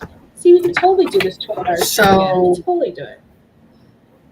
That just means that we're going to take an hour break and then come back. No. No? You sure? I'm sure. Maybe another day. We do have a 12-hour marathon planned. August 16th. I remembered. Yes. Oh, gotta move that. Okay, now I see it. August 16th. And then we are doing, in September, we have the 7-day book challenge again. It's the 17th through the 22nd? 22nd? No. The 22nd to the 28th. 22nd through 28th. I wrote it down. You're fine. Don't change the dates on me, I'm not lady. changing the dates. I had to look at my calendar. Are you going to be streaming more often in August and September because of the 80K and 100K? No. I'm keeping my same schedule because in October, I will not be streaming at all. October, November, I will not be streaming at all. I am taking a hiatus. Mostly because at the beginning of October, I'll be prepping for travel. The end of October, I'm taking 2 weeks off because I am driving down to North Carolina for my sister's wedding. For those who don't know, I live in Montana. I got to go cross country to go to her wedding, and we are driving. So 2 weeks, we will be on the road, attending wedding, visiting family, friends, kind of thing. So no streaming. And then when we get back, I'm pretty certain because of all the driving, I'm going to be like, I don't feel like doing anything. So I'm not planning on doing any streams when we get back either for the rest of November. That being said, I might change my mind. Depends on how I'm feeling. I've been known to do that, so don't take what I say as the gospel for whatever I plan on doing. I may change my mind. I do know that beginning of October, end of October, that first weekend of November, no streaming will be happening. It's just not going to. So nothing will be happening then. It's when I come back that things may change. We shall see. And because of that, I'm not planning any writing challenges, nothing for that last quarter of the year. I mean, it's a lot of holidays and stuff anyway, so it makes sense. So we got lots of plans for August, the rest of July, August, September, but I am not planning anything beyond that. Not a thing. So what about you? What you got planned to do? So usually in November I'll do like a daily vlog pertaining to NaNoWriMo, but since I'm not doing that, but I know there's gonna be rough draft challenge again, I might do like a daily update again with like if I am writing every day, because then usually what happens, I'll do like try to do a daily video each day in November for NaNoWriMo. Last year it was like the rough draft diaries or something like that, and then that kind of prepares me mentally and like schedule wise for me to do 24 vlogs in December. And you know what I mean? I will have videos going up in December daily because I'm pre-scheduling them. I'm starting next week actually. I will be pre-filming. I have a costume. I'm dressing up as Mrs. Claus and filming videos between now and the end of August so that it is like 1,000,000 degrees there. You're gonna sweat and like die of heat that's stroke. why I'm taking my time and doing only a couple videos at a time. And they're not going to be super long videos. Like that way I have stuff coming up in December. Because December I'm actually legit taking a hiatus where I will not be streaming, not be videoing, not be doing anything. I will be staying off YouTube completely. Like December, there's always videos I do. Like the 1st of December, I'll be like, this is my plans for the channel going forward. I'm going to do a daily video each day. And then my last video will be like on like whatever. And then on December 2nd, I'll do a birthday vlog because that's Jackson's birthday. And then on December 22nd, I usually do a video talking about my chronic illness, multiple sclerosis, because that's the day I got the official diagnosis of my diagnosis on that day. And then I do another family vlog on like Christmas Eve. Christmas Eve, they each open a present, put that on a vlog, and then on Christmas Day. And I'm not one of those that like vlog and then take 3 days to edit it and then post it. It's usually I'll video it throughout the day and then edit it that night and then release it. So sometimes, depending on how long YouTube takes to render a video, it might be technically 2 videos in a day, but it's like 1 video a day. And then January, I run away.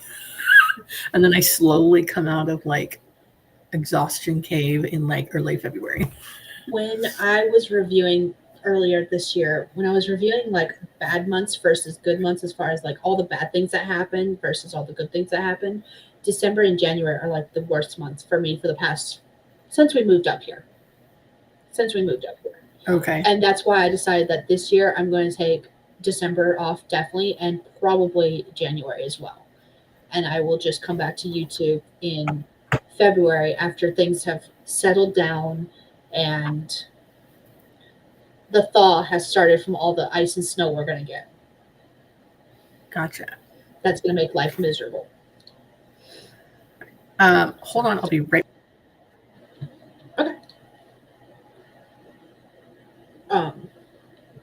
All that being said about the hiatuses and stuff, that's part of the reason I'm filming so much content, pre-filming so much content, so that I can have uploads still going up in December, January. Because like one of the videos I'm going to film, she mentioned talking about like goals and stuff, and one of the videos I want to film is a goals video. So like I'll have content still coming. It's just that I will have pre-filmed all of it and scheduled all of it so that it goes up, but I'm nowhere near my computer. Uh, will I still be writing and stuff? Yes. I just won't be posting to YouTube. Um, and I probably won't be taking part. Not that I take part in a lot of live streams, anyways, but I definitely won't be taking part in any live streams then either. At least that's the plan currently. Again, my plans may change. I might change my mind. Lots of things are up in the air right now. Some of those things, some of those plans, excuse me, sorry, will be up in the air until after I get back from my sister's wedding, because that what happens when we get back from that may change some of the things that are going on too. So that is possible.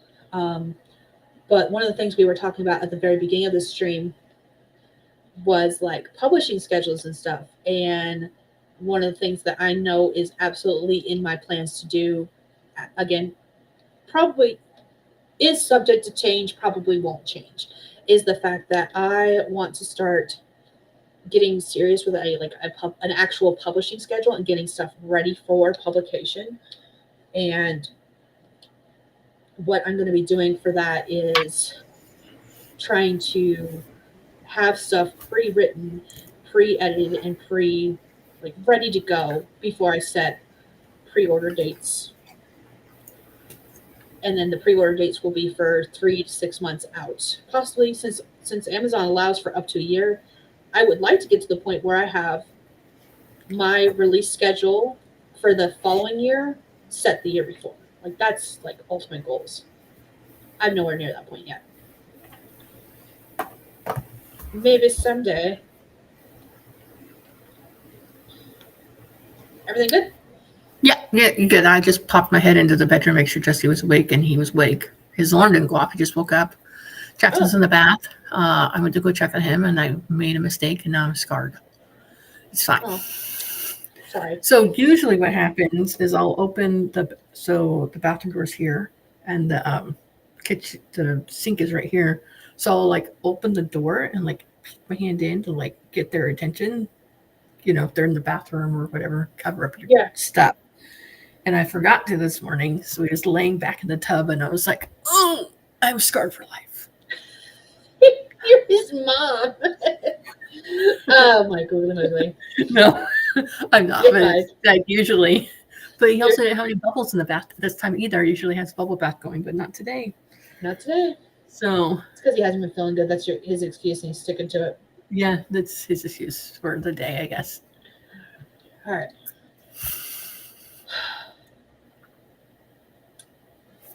I feel like there was something else I was going to say, and now it's gone. I have officially hit that point. It's time for me to go to bed. Let's see. I'm going to double check. Before you left, sure, we can have a party for another 12 hours. Party. Okay. Anyways, Kay's comment that I wanted to read, because this one really resonates. It says, even if you don't write every day, showing up for your writing counts. You showed up for yourself, and that's an accomplishment. I need to write that down and just put it on a sticky note. I need that as like an affirmation. Okay, so you're going to say it was time for bed. Yes, it is time for bed. We need to go ahead and wrap up. We have now officially been on for 6 hours, or at least by the time we finish up our outros, we have been on for 6 hours. It is time for bed. So, do you want to tell the lovely people who might be new here who you are and where they can reach you and find you and all that fun jazz? Oh, yes, I totally, definitely.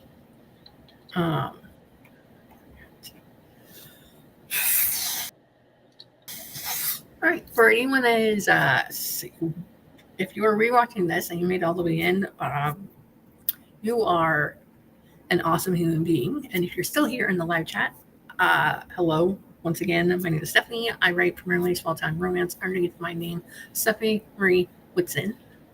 Currently, I have 4 titles with 5 on the way, or a 5th one on the way. And my first book is on discount on Amazon for 99 cents. So if you want it, go grab it before it goes back up. I forgot I did that again, but there you go. about me. I'm here usually every Saturday with Skye, and I have a stream on Tuesdays. We write a lot, we talk a lot, and I don't know what else to say. There you go. I'm gonna like print it out and like put it on the wall, my outro and intro, so I can just look at it and read it. I have done my outro. Because I always feel like it's floundering. I have done my intro and outro so often now that it's just memorized. It's the one thing I probably will never forget. So, for those who don't know, who are new here, possibly, whether you're watching now or in the replay, thank you for joining us. My name is Skye. I'm a fantasy author who typically writes paranormal romance under the name SD Hegyes, and I usually post vlogs on Tuesdays and videos on Thursdays, and then I stream on Saturday evenings at 9:30 Mountain Time.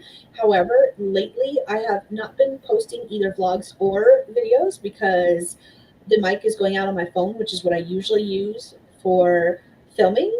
However, I got this camera, which got some real use this weekend at the fair, but I haven't had a chance to put the footage on the computer and play around with it, so I don't know how good it is and whether I'll need an external mic and all that fun jazz. So it's a cheapy vlogging camera, like a beginner's vlogging camera. I can already tell you this: if I go by what I see on the viewfinder, the footage is not going to be nearly as good as that which I have been filming on my phone, which is going to irritate me, but at the same time, I can't say a lot considering how cheap the camera it was. You win some, you lose some kind of thing. But hopefully I'll have some videos coming soon now that I've had a chance to play with this a little bit. And once I start looking at what the footage actually looks like and sounds like, I will actually begin recording vlogs and videos again. So hopefully coming soon. I have lots of video ideas. I just haven't had a chance to film anything. So we'll get there. We'll get there. But in the meantime, yeah, you can just find me on Saturday evenings, usually at 9:30. This one was a weird week because of fair. Everything else going forward should be back to normal. I'll post in the community tab otherwise, like I did today. Oh, I do have a video coming out today. Oh, see, there we go. It is a unstuck your Kindle collab, where like when you stuck your Kindle e-reader. You gotta read through everything. Okay. All right. And so this one, there's another YouTube channel, Bex Reads. She gets together a few readers a month, every other month, and they have a theme. And since her birthday is this month, she decided to do Friends of Lovers. So I was like, oh, I have lots of romance books, and apparently I don't have that many Friends of Lovers romance that I got for free from the Kindle Stuff Your Kindle Day. But I think I read like 4 of them, and I put them in a 20-minute vlog. 20 minutes. That's really long for my videos. Yeah, because your videos have been less than 10 minutes lately. I'm aware. Whereas mine have been getting longer, yours have been getting shorter. That hurts. That's true. All right. Well, thank you all for joining us. We're going to go ahead and wrap up. It is well after 6 hours now. We did not intentionally do that, but that's what it ended up being. We're here for it. Oops. I'm here for it. Anyways, I'm going to go ahead and press buttons now and get us out of here. So